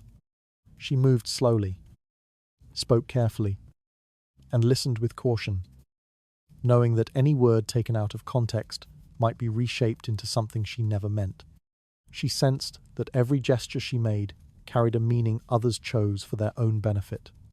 Her place beside the king marked her as both useful and expendable. Through that controlled stillness, she came to understand how political power could cling to someone who never sought it. The fall from favour in the Tudor court rarely announced itself with words. It arrived quietly, settling into a woman's life like a shadow stretching across a room. A mistress who once walked with cautious confidence began to notice small changes. Doors that stayed closed, servants who hesitated before speaking, courtiers who no longer acknowledged her with warmth. These shifts seemed minor at first, but together they revealed a truth she had tried not to imagine. The king's affection had moved elsewhere, and in its absence, she had become vulnerable. A mistress who no longer held the king's interest was treated as a potential threat. People who once sought her attention now avoided her gaze, as if proximity might tie them to her downfall. The whisper that followed her footsteps suggested danger rather than charm. She was described not as someone who had fallen out of favour, but as someone who might destabilise the palace if left unchecked. Her silence, once admired as grace, now invited suspicion. Her attempts to remain unobtrusive were interpreted as plotting. In the Tudor court, words mattered less than assumptions, and assumptions hardened quickly. Once a woman's influence vanished, the narrative surrounding her shifted with startling speed. Advisors and nobles began framing her past presence as problematic, rewriting memories to protect themselves. Her time near the king was described as excessive. Her gestures were reinterpreted as manipulative. Her quiet moments were portrayed as calculated. The court did not merely distance itself from her, it repainted her as a figure whose removal served the realm's stability. In doing so, it justified the harsh treatment that often followed. Restrictions became part of her daily reality. She was discouraged from attending gatherings. Her seating at feasts changed, pushing her farther from the centre. Her access to corridors near the king's chambers was limited. Even chance encounters were monitored. The court understood that invisibility protected those in power, and so invisibility was imposed on her. She learned to walk with her eyes lowered, to move quietly, to keep her hands folded so no gesture could be misread. Her world shrank to a series of controlled steps designed to avoid provoking concern. But avoidance did not save every woman. Some mistresses, especially those who once held pronounced influence, were perceived as lingering threats. The court feared what they might reveal, whom they might support, or what secrets they might carry from private conversations with the king. Because of this, disappearance became a tool, quiet, efficient, and favoured by those who believed stability required elimination rather than mercy. These disappearances rarely caused public alarm. A mistress might be sent to a distant estate under the guise of rest. She might be instructed to enter a convent for spiritual reflection. She might be arranged into a marriage that removed her from the palace's reach. But there were cases when none of these solutions sufficed, when the threat seemed too delicate to handle openly. In those moments, a woman might simply vanish. Courtiers would wake one morning to learn she had departed suddenly, though no one had seen her carriage. Servants would whisper that she had fallen ill, though no physician had been summoned. Days later, her name faded from conversation, as if an unspoken agreement dictated her memory should dissolve. These women left no trace, not because their lives were unimportant, but because their erasure protected the fragile structures of court politics. Records omitted their final days. Letters referencing them stopped abruptly. Their belongings were redistributed or destroyed. It was as though they had lived only in the flicker of the king's attention and ceased to exist once that light moved on. Their absence became another secret the palace did not acknowledge. Mistresses who sensed this risk acted with extreme caution. They practiced restraint in every conversation, fearing that even a neutral comment might be seen as bitterness. They avoided aligning themselves with any faction. They stayed behind closed doors, hoping invisibility might save them. Some succeeded. They left the court quietly and rebuilt lives in the countryside, carrying memories they never dared to share. Others were not as fortunate. They moved too slowly, trusted the wrong person, or underestimated the court's capacity for fear. For them, the palace offered no final act of kindness. The tragedy was not merely in the disappearance itself, but in the way it reflected the court's values. Affection was celebrated, but withdrawal of affection was treated as a danger. A woman's existence mattered only when it served someone else's purpose. Her downfall was simply another adjustment in the machinery of monarchy. Quiet, efficient, irreversible. The cruelest irony was that love itself never killed these women. It was the absence of love that placed them at risk. The hollow space left behind when the king's attention shifted, and the court recalculated its loyalties. Once she no longer held the king's gaze, she became something the palace could not afford to acknowledge. She realized that losing affection meant losing the protection that once sheltered her. The palace observed her with a suspicion sharper than anything she had faced before. By that tightening fear, she began to understand how easily a forgotten woman could slip into the kind of silence no one dared question.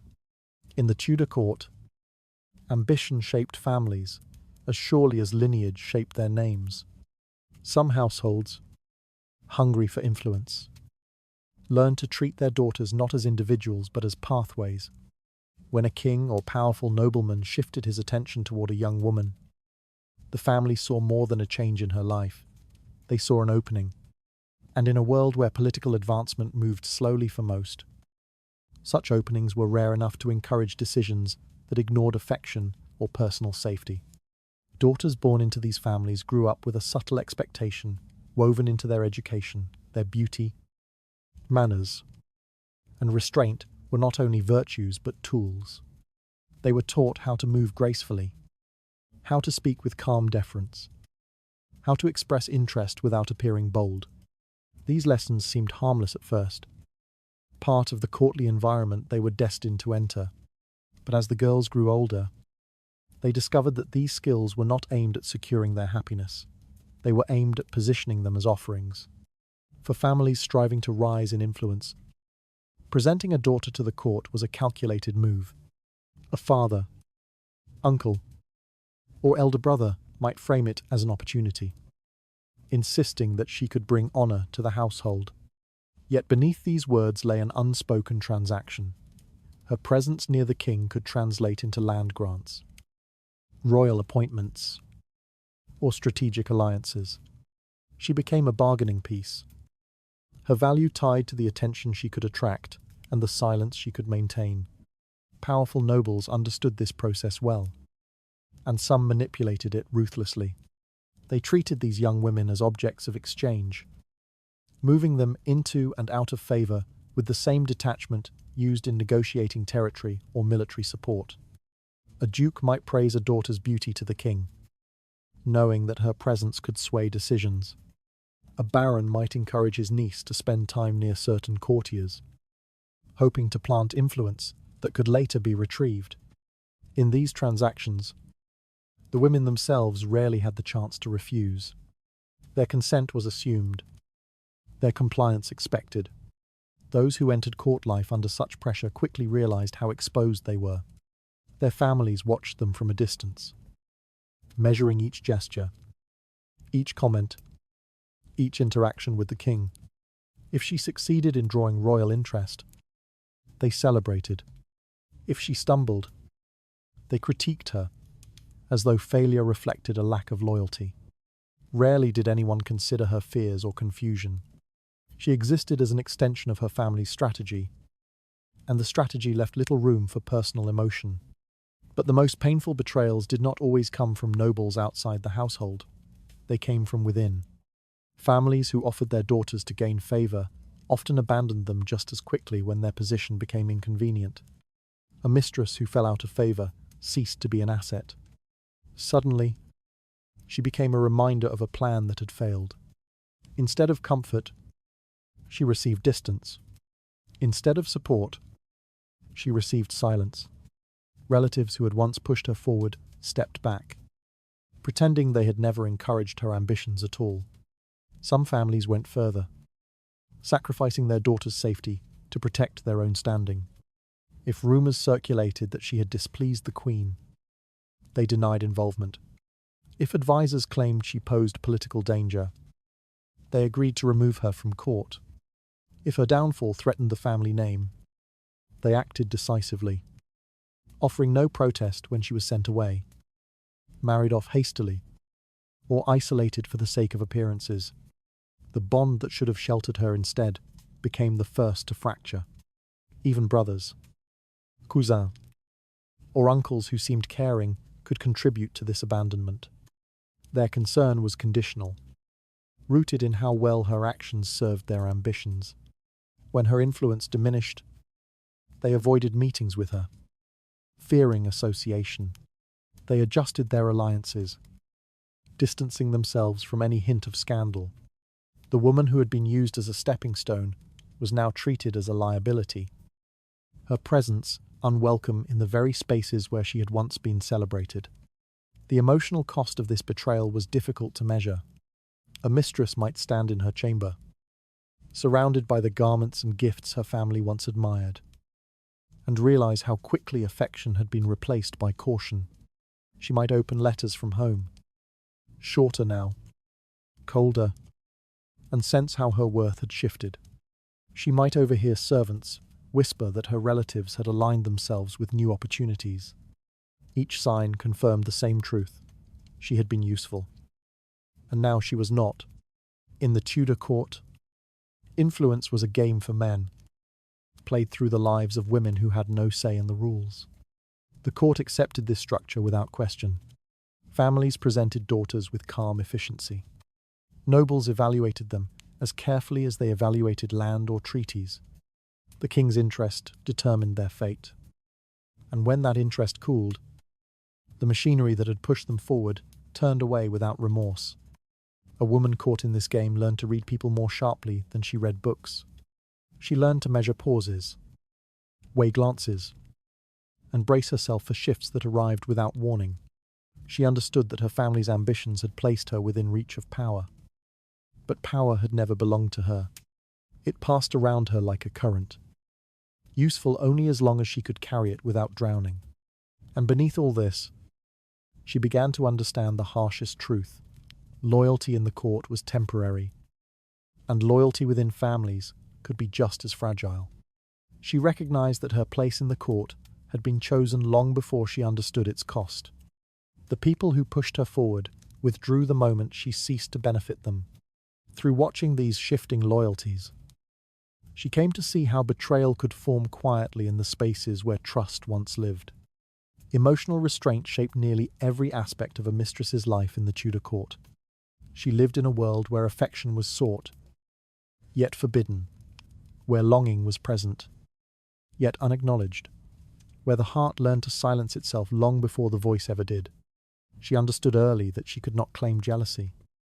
No matter how deeply it burned, she could not demand attention, even when loneliness carved itself into her days. She could not mourn openly, because sorrow revealed a vulnerability the court would use against her. Her emotions, once natural, became liabilities that needed to be concealed. The unspoken rule was simple. She could feel, but she could never show it. She learned to wear calmness like a second skin. At feasts, she positioned herself with careful distance, neither lingering too near the king, nor withdrawing so far that her absence invited questions. Her gaze remained steady, unreactive, as the king laughed with others or spoke softly to the queen. Jealousy, though present, settled beneath the surface. smoothed by a practiced indifference. She knew that one misplaced expression, one flicker of disappointment, could shift the court's perception of her from graceful to dangerous. Demands, too, were forbidden. A mistress who asked openly for affection, gifts, or reassurance risked appearing grasping, a quality the court despised. She learned to accept what was offered and to remain silent about what was withheld. Even when the king grew distant, when days passed without a summons, she maintained the same composed demeanour. Her restraint was both shield and prison. It protected her from immediate danger, but denied her the comfort of honesty. Grief followed the same pattern. When affection waned, when whispers grew sharper, when friends avoided her in fear of being associated with decline, she carried her sorrow alone. Tears were reserved for the quietest moments. Late evenings when servants had left, or early mornings before the palace stirred. She pressed them into silence, knowing that emotional visibility marked her as unstable, and instability invited removal. She learned to cry like someone afraid of being heard. Her outward appearance contradicted her inner turmoil. Lace softened the edges of her body. Delicate stitching framed shoulders that carried far more weight than others realized. Her attire suggested lightness. Silk, embroidery, muted colors that blended easily into courtly gatherings. But beneath each layer lay carefully managed strain. Emotions were folded away like garments not meant for public view. Smiles rested lightly on her face, thin enough to fade when she closed her eyes, yet steady enough to reassure those watching her. In time, the boundaries between acting and feeling grew blurred. She sometimes questioned which parts of herself remained untouched by performance. When she felt affection for the king, she wondered whether it arose from genuine connection or from habit forged by proximity. When she smiled at him, she questioned whether the sentiment behind it was personal or learned. Court life taught her to regulate every reaction, and in doing so, it reshaped the emotions she believed were hers. There were moments, rare ones, when she recognized the complexity of her attachment. She might watch the king speak with authority during council sessions, or observe him move through rituals he performed daily, and feel something tender rise within her. But that tenderness lived beside fear, calculation, and the awareness that the king himself viewed affection through the lens of power. She could admire him, even care for him, while knowing that neither emotion granted her safety. The ambiguity of her own feelings became another burden. Some days she experienced genuine warmth, soft and steady. Other days she felt nothing more than obligation, a sense of duty shaped by survival. And at times, she found herself performing affection simply because the court expected it. These shifts left her uncertain of her own heart. Emotion, when suppressed long enough, loses its clarity. She found it difficult to distinguish between love shaped by circumstance and love shaped by desire. This confusion deepened the psychological strain. She could not ask for clarity, neither from herself nor from the king. The court viewed the relationship as a political arrangement. She was the only one who might see it as something more. And even then, she questioned whether her heart had been molded by need rather than choice. Her days became a quiet negotiation between what she felt, what she pretended to feel, and what she feared feeling. Her smile became the last boundary she could control. It kept others at a distance, signaling that she was calm even when her thoughts were heavy. It reassured the king, who preferred pleasantness over truth. It softened the edges of court gossip, which favoured vulnerability over composure. But behind that smile, her mind remained alert, measuring every gesture, every tone, every silence. The court demanded she appear untouched by emotion, yet it pushed her toward emotional collapse. In the end, the greatest pressure came not from the king, nor the queen, nor the court, It came from the expectations she placed on herself. She believed she must endure without complaint, care without entitlement, and remain present without possessing anything securely. This internal conflict shaped her far more deeply than any intrigue around her. She sensed that her heart had been trained to quiet itself in ways she never intended. The court looked at her calm expression without imagining the turmoil beneath it. Amid that stillness, she began to wonder whether her feelings belonged to her or to the role she had been forced to inhabit. Privilege within the Tudor court was never solid. It shifted with the smallest change in atmosphere, the quietest withdrawal of attention, the faintest sign of disfavour. A mistress could experience warmth at night, sharing the king's private chamber with all the comfort it implied, only to wake the next morning under the hands of guards who spoke little and explained even less. Her place near the king did not shield her. If anything, it placed her closer to the point where fortune could fracture without warning. The boundary between luxury and confinement was so thin, she often sensed it even while receiving gifts, even while hearing gentle words spoken to her in private. Many learned quickly not to trust comfort. The velvet cushions, the rich furs, the furnished rooms offered to them were only temporary settings, pleasant spaces that could empty in an instant. The same servants who bowed to them in the evening might avoid meeting their eyes by morning. The king's interest, once vivid, could dim without explanation. And when it dimmed, everyone surrounding her responded before she even had time to understand what had changed. The court never waited for certainty. Rumours moved faster than the truth. Fear moved even faster. A single shift in the king's expression could alter everything. A delayed smile, a shorter greeting, a distracted silence during a conversation. These small details carried weight no outsider would comprehend. A mistress attuned herself to these moments, watching them closely. She noticed when the king spoke to her with less warmth, when his hand rested on hers for a briefer moment, when his voice lacked the softness she had come to rely on. She did not comment. She did not ask. She simply absorbed the new reality and braced for what might follow. Sometimes nothing happened immediately. Days might pass in quiet uncertainty. But the court's attention sharpened. Courtiers adjusted their posture around her. Servants whispered out of her hearing. Ladies who once greeted her warmly offered only brief nods. Even the corridors she walked through seemed to change, as if the palace itself were preparing her for an outcome she did not yet know. She lived with the awareness that affection was reversible, and that reversals rarely arrive gently. For some women, the change came brutally fast. One night, they felt the height of favour. The next day, they were escorted to a small chamber with shuttered windows and a locked door. There was rarely time for questions. The charge, if one existed, did not need to be spoken. The king simply no longer wished them near. The court, aligned to his shifting impulses, carried out the consequences. What had been considered privilege only hours earlier became irrelevant. Their comfort evaporated, replaced by isolation that felt colder because of how suddenly it arrived.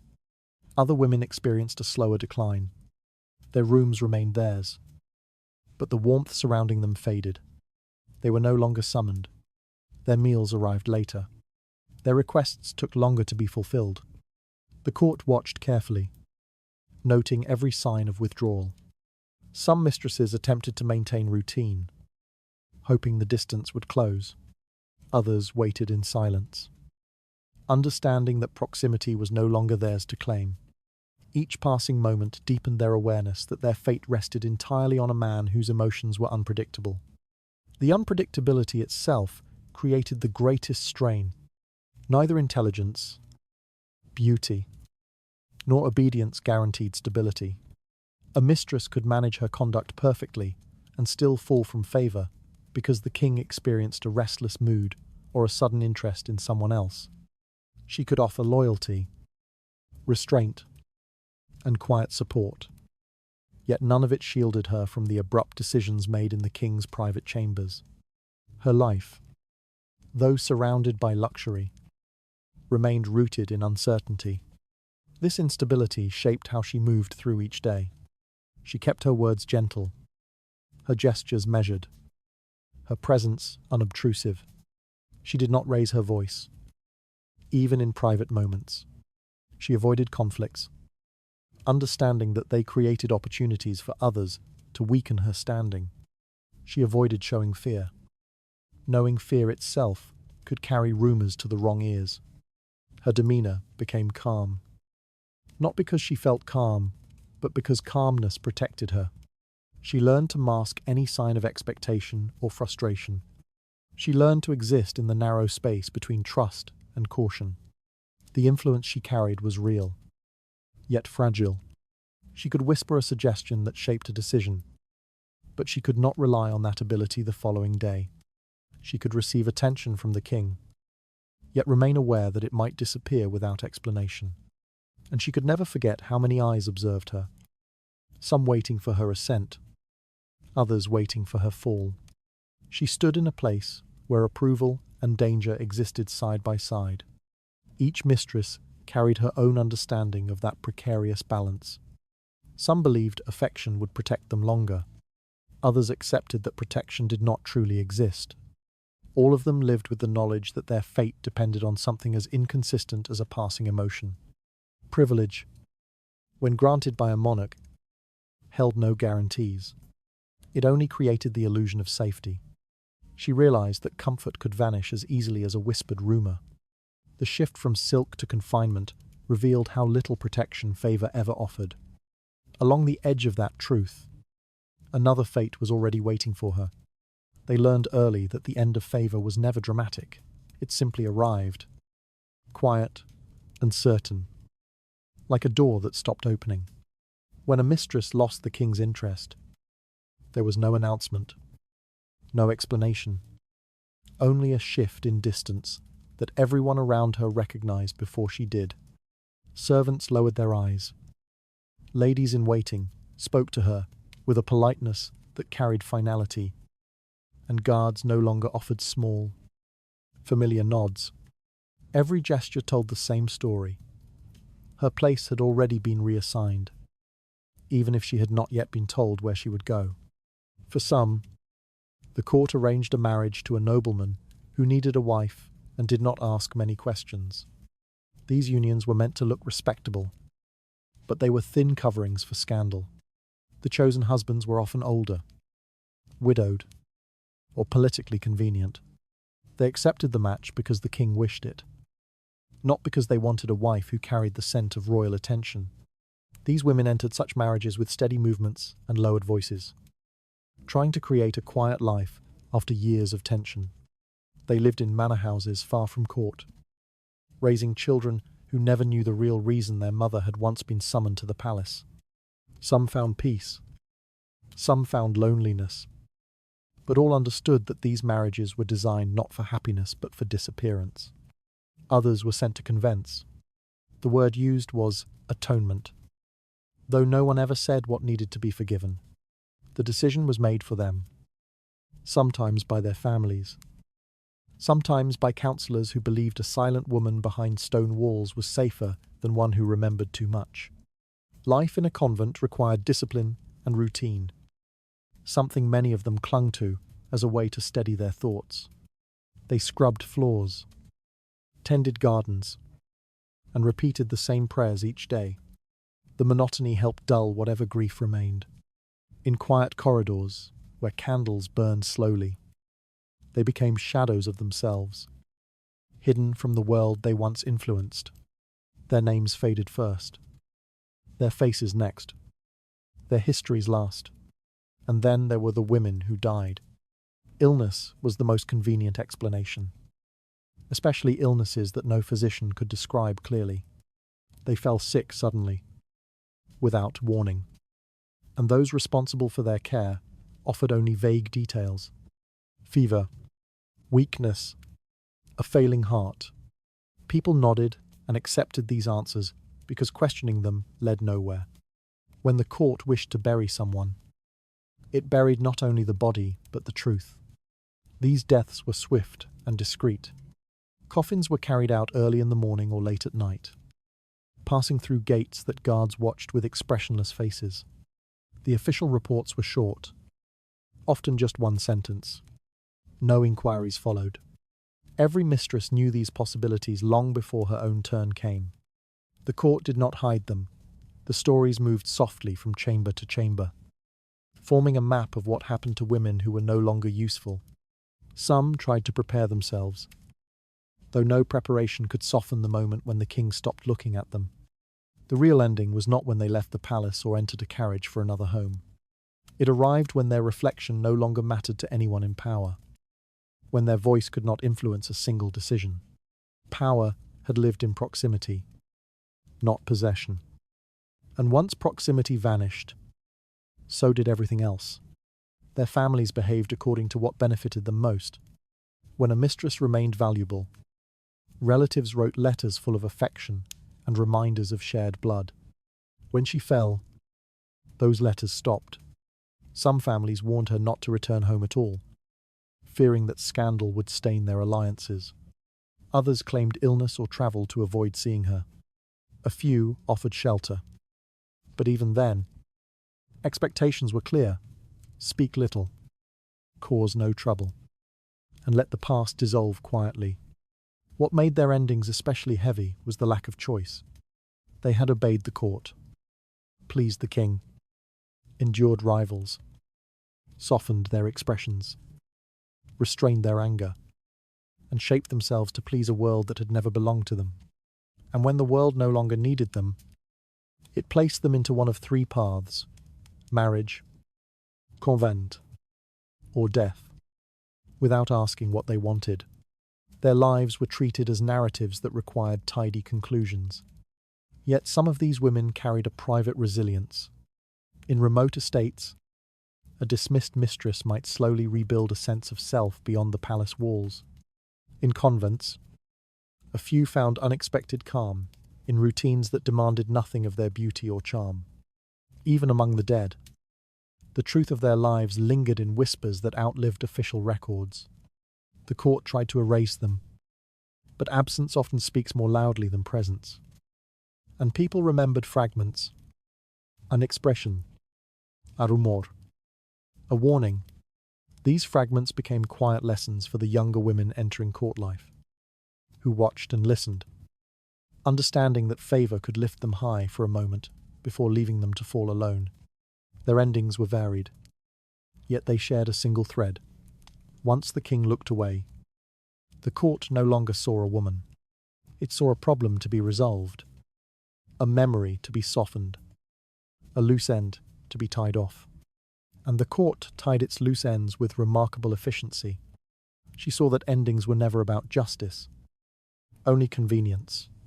The routes offered to her revealed more about the court than about her worth. Across that narrowing path, another woman was already being prepared to take her place.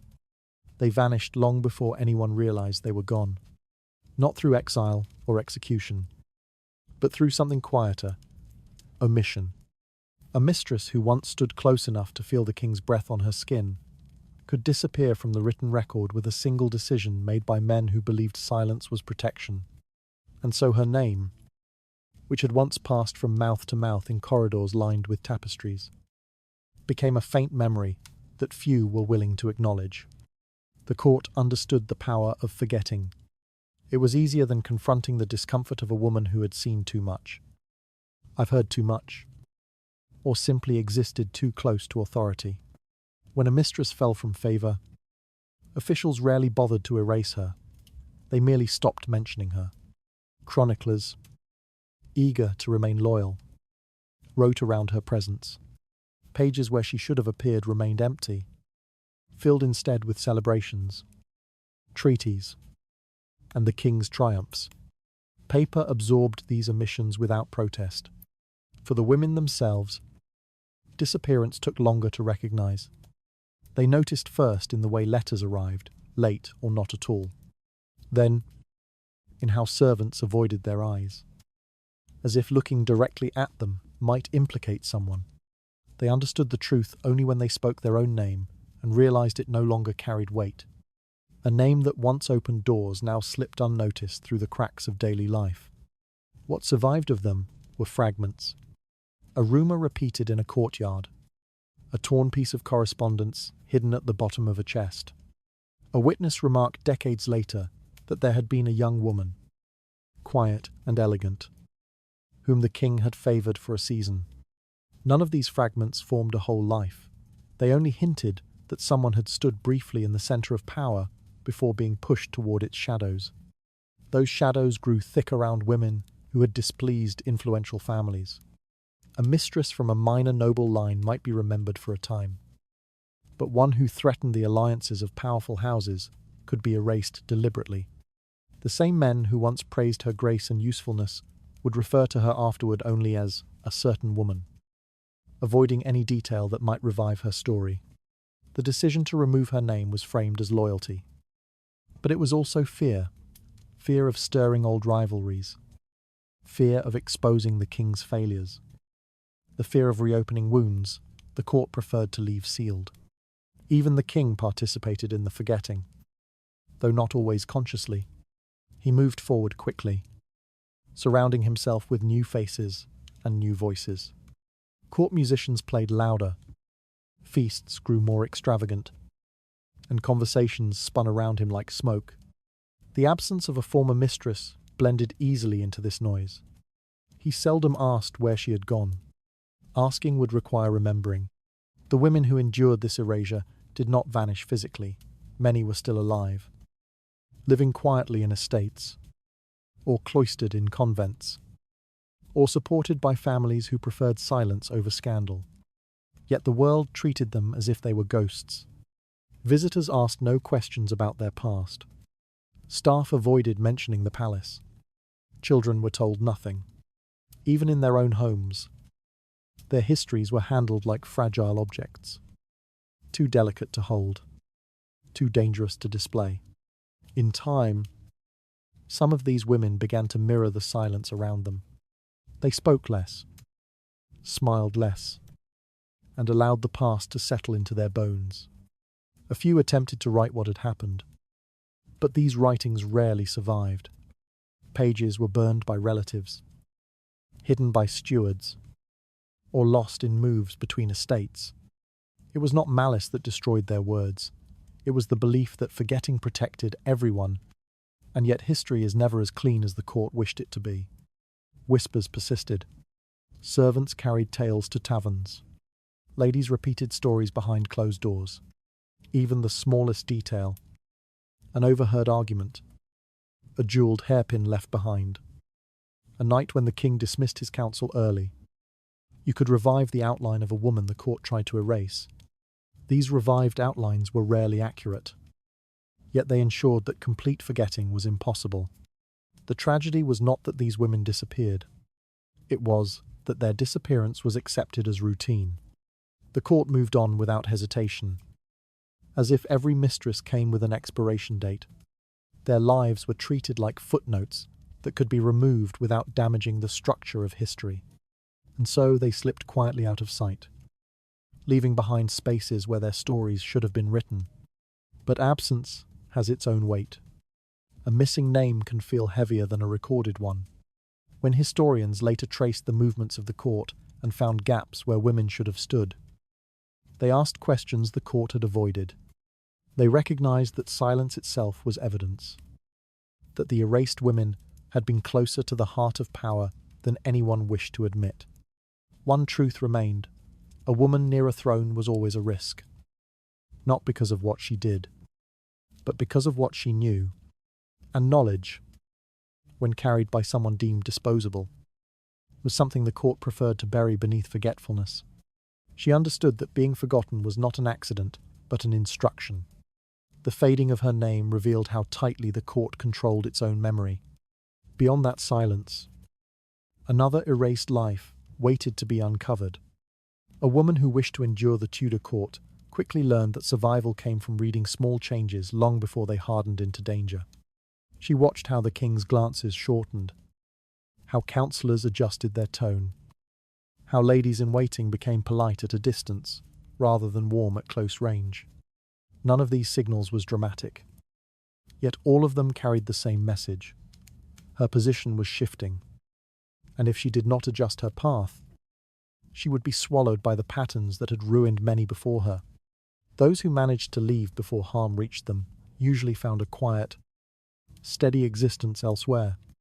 Some accepted marriages were arranged not for affection, but for appearance. These unions served political needs and provided a safe exit for a woman who once held the king's attention. Life in these marriages unfolded at a slower, calme pace. Estates far from the court offered room to breathe, space to forget, and the comfort of routines untouched by royal unpredictability. Children grew up believing their mother had always been respectable, never knowing she had once stood in a place where admiration and danger were indistinguishable. Others chose withdrawal rather than remarriage. A rented cottage, a distant relative's house, or a quiet village allowed them to disappear without explanation. In these places, they relearned ordinary movement, speaking without calculation, walking without feeling observed, resting without waiting for a summons that no longer existed. Some struggled to accept that the court had forgotten them. Others found relief in that very forgetting. Still, caution remained, as if memory itself were capable of reaching across miles to reclaim them. A smaller number rebuilt their lives through new marriages formed outside royal influence. These husbands, often practical men with little interest in court politics, offered stability. The former mistresses kept their histories locked away, speaking of the past only with controlled brevity if asked. Their households were modest but sincere, and the routine of domestic life created a shelter where the past slowly dissolved into something bearable. Yet not every survivor embraced silence. A few turned to writing, not for recognition, but for clarity. They recorded their experiences in private journals or unsent letters, shaping their memories into careful lines that balanced honesty with self-protection. Names were altered, dates removed, and events softened, not out of fear alone, but out of an understanding that truth could be dangerous when placed in the wrong hands. Their manuscripts rarely circulated widely. Some remained locked in wooden chests, discovered generations later. Others were entrusted to a single confidant. A few were copied anonymously and whispered across households, providing glimpses of a world that official histories chose to overlook. What these writings revealed was not scandal, but survival. They documented the steady erosion of certainty, the quiet negotiations required to stay alive, the shifting alliances that determined a woman's fate without her consent. They showed how everyday gestures, such as where to stand, when to speak, and how long to smile, became strategies. They exposed how the court valued presence only when useful, and how quickly affection turned into indifference once a woman's political purpose ended. The lessons drawn from these survivors often circulated informally among younger women entering the court. A warning given in a gesture, a piece of advice whispered while adjusting a gown, a brief touch on the arm, signaling caution without naming the danger. Nothing was stated directly, yet every word carried weight. These older women had watched rivals fall, had witnessed accusations form from nothing, had seen how quickly a misinterpreted glance could grow into disaster. Their guidance, quiet and steady, became the closest thing to protection available in a place where protection rarely existed. What separated those who endured from those who perished was not luck or beauty, but awareness. A woman who survived understood the limits of loyalty, the volatility of favor, and the sharp edges hidden beneath courtly elegance. She studied the behaviors of powerful men, noted how allies stepped back when risk approached, and recognized the moment when even family began to view her as a problem rather than a person. Awareness shaped every decision she made afterward. As years passed, many of these women carried their memories silently, while folding linens, tending gardens, or listening to rain against windows. They felt faint echoes of the court, moments when their voices had mattered, Their presence had influenced decisions. Their futures had seemed suspended between promise and danger. Yet the life they built afterward, plain and steady, provided something the palace never could: ownership of their own days. The court forgot them easily, but they did not forget themselves. Their survival became a quiet testament to the strength required not to rise, but to walk away. Their experiences formed a truth that historians later recognized: that power shaped those who held it. But it scarred most deeply those who stood near it without ever being allowed to claim it. She realized that endurance came from seeing danger before it touched her. The calm she built afterward revealed how different life felt when no one controlled her breath or name. Beyond that, reclaimed quiet. Another question waited about how the public judged women who once lived at the edge of power. Voices outside the palace shaped a different kind of truth about the king's mistresses. While courtiers spoke in coded phrases and measured glances, ordinary people formed opinions from distance and imagination. A woman who stood near a throne became a figure both admired and dismissed, depending on who spoke and why. The public rarely saw these women, yet their images lived everywhere, whispered in markets, repeated in taverns, exchanged at inn tables after long days of work. Each version carried a tone of fascination mixed with judgment. To many commoners, a royal mistress represented a life far removed from their own. They imagined her draped in fine fabrics, wandering through grand halls, receiving gifts made of silver and silk. This picture stirred admiration. People who struggled to earn a living looked upward and wondered what it must feel like to be chosen by a king. Some spoke of these women as fortunate, touched by something close to destiny. The idea of beauty raising someone from obscurity to privilege comforted those who believed their own escape from hardship might also come from unexpected places. But admiration rarely lasted without resentment. The same crowd that marveled at a mistress's influence also suspected her of manipulating the king. Rumors claimed she whispered dangerous ideas into royal ears or distracted him from duties. People without access to power often imagined those who had even the smallest share of it as threats. A mistress became an easy symbol of moral decline or political instability, even when she held no real authority. This contradiction, envy mixed with contempt, shaped much of the public perception. Stories about these women spread quickly. A merchant in a busy street repeated something he heard from a traveller. A maid, working in a noble household, carried tales to her family. Those stories changed with every retelling. A gesture became a scheme. A glance became seduction. A coincidence became proof of influence. These narratives were not malicious by design. They were the product of a society that filled gaps in knowledge with invention. The further a woman was from the public eye, the more vividly she existed in imagination. Taverns played a significant role in shaping her reputation. After hours of labour, patrons gathered with mugs of ale and traded rumours of court life.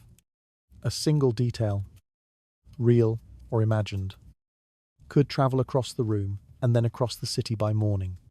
Some spoke with pride, delighted by the idea that their kingdom produced women bold enough to gain a king's affection. Others shook their heads and used the stories as examples of moral decay. A mistress existed in all these conversations, though the version of her varied wildly. Even in rural areas far from the palace, she appeared in conversation. Travellers brought news about royal affairs, often presenting them as entertainment. Farmers and shopkeepers listened with curiosity, enjoying the spectacle of lives unlike their own. In these places, the mistress became a character rather than a person, a figure who represented ambition, danger, beauty, or corruption, depending on the values of the community describing her. Women among the common people responded to her presence differently. Some admired her ability to navigate a world dominated by powerful men. Others judged her harshly, viewing her as someone who had taken a place that belonged to legitimate wives. Many pitied her, believing that no woman could remain safe under the king's attention. Their opinions reflected their own fears and hopes more than anything about the mistress herself. Men, meanwhile, often used her image to discuss their own frustrations with the monarchy. They saw in her a symbol of royal indulgence and criticized the king for allowing private desire to influence public decisions. This blame seldom reached the king directly, so it fell instead on the women associated with him. The mistress became a target for anger, built from issues unrelated to her actions. Despite the criticism, fascination never disappeared. People watched the palace gates, hoping to glimpse a woman whose life they had already imagined in great detail. Even if they saw nothing, they carried away stories to repeat at home. The public's curiosity gave her a strange form of presence, larger than life, but rooted in speculation rather than truth. What none of these observers understood was the cost paid by the women they discussed. While the public debated her appearance, her influence, or her morality, she lived with uncertainty and danger. She navigated a world where a king's affection could vanish overnight, where rivals waited for her misstep, and where silence was often the only protection. The public saw only the surface and filled the rest with fantasy. Yet their attention shaped her fate indirectly. A mistress who angered the people could become a political liability. A woman beloved by crowds might encourage the king's indulgence, even without meeting her. The public determined whether she was treated gently or harshly when her time at court ended. Their perception, formed from fragments and gossip, carried weight she could not control. In the end, the public remembered her not for who she was, but for what she represented, the fragile connection between power and vulnerability.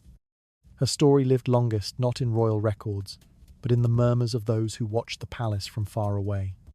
She learned that the crowd could praise and condemn with equal ease. Their shifting opinions revealed how little they understood the life she had been forced to live. Across the noise of those voices, another truth waited in the quiet choices made by women who stepped away from the throne's reach. There is a quiet kind of truth that settles over the stories of the king's discarded mistresses. A truth that does not shout, does not accuse, and does not even ask to be heard. It simply exists, steady and unchanging, like the faint outline left behind when something has been removed from its place. These women learned, each in their own way, that love inside a royal court was not affection but scrutiny, not devotion but risk, and not connection but a narrow ledge on which they were allowed to stand only for as long as they were useful. When their value faded, the ledge dissolved beneath them. History refused to carry their names.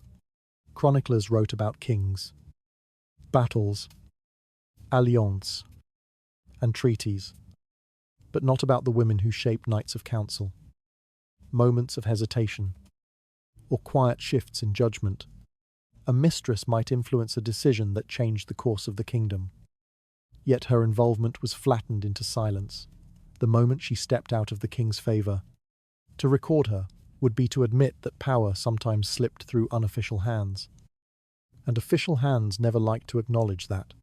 So the books omitted her, not out of cruelty, but out of habit. A woman who had once stood at the centre of attention found herself slipping into obscurity with a kind of practiced calm. She understood that remembering her was dangerous for others, just as forgetting her was necessary for her own safety. To survive, she had to allow the world to pretend she had never mattered.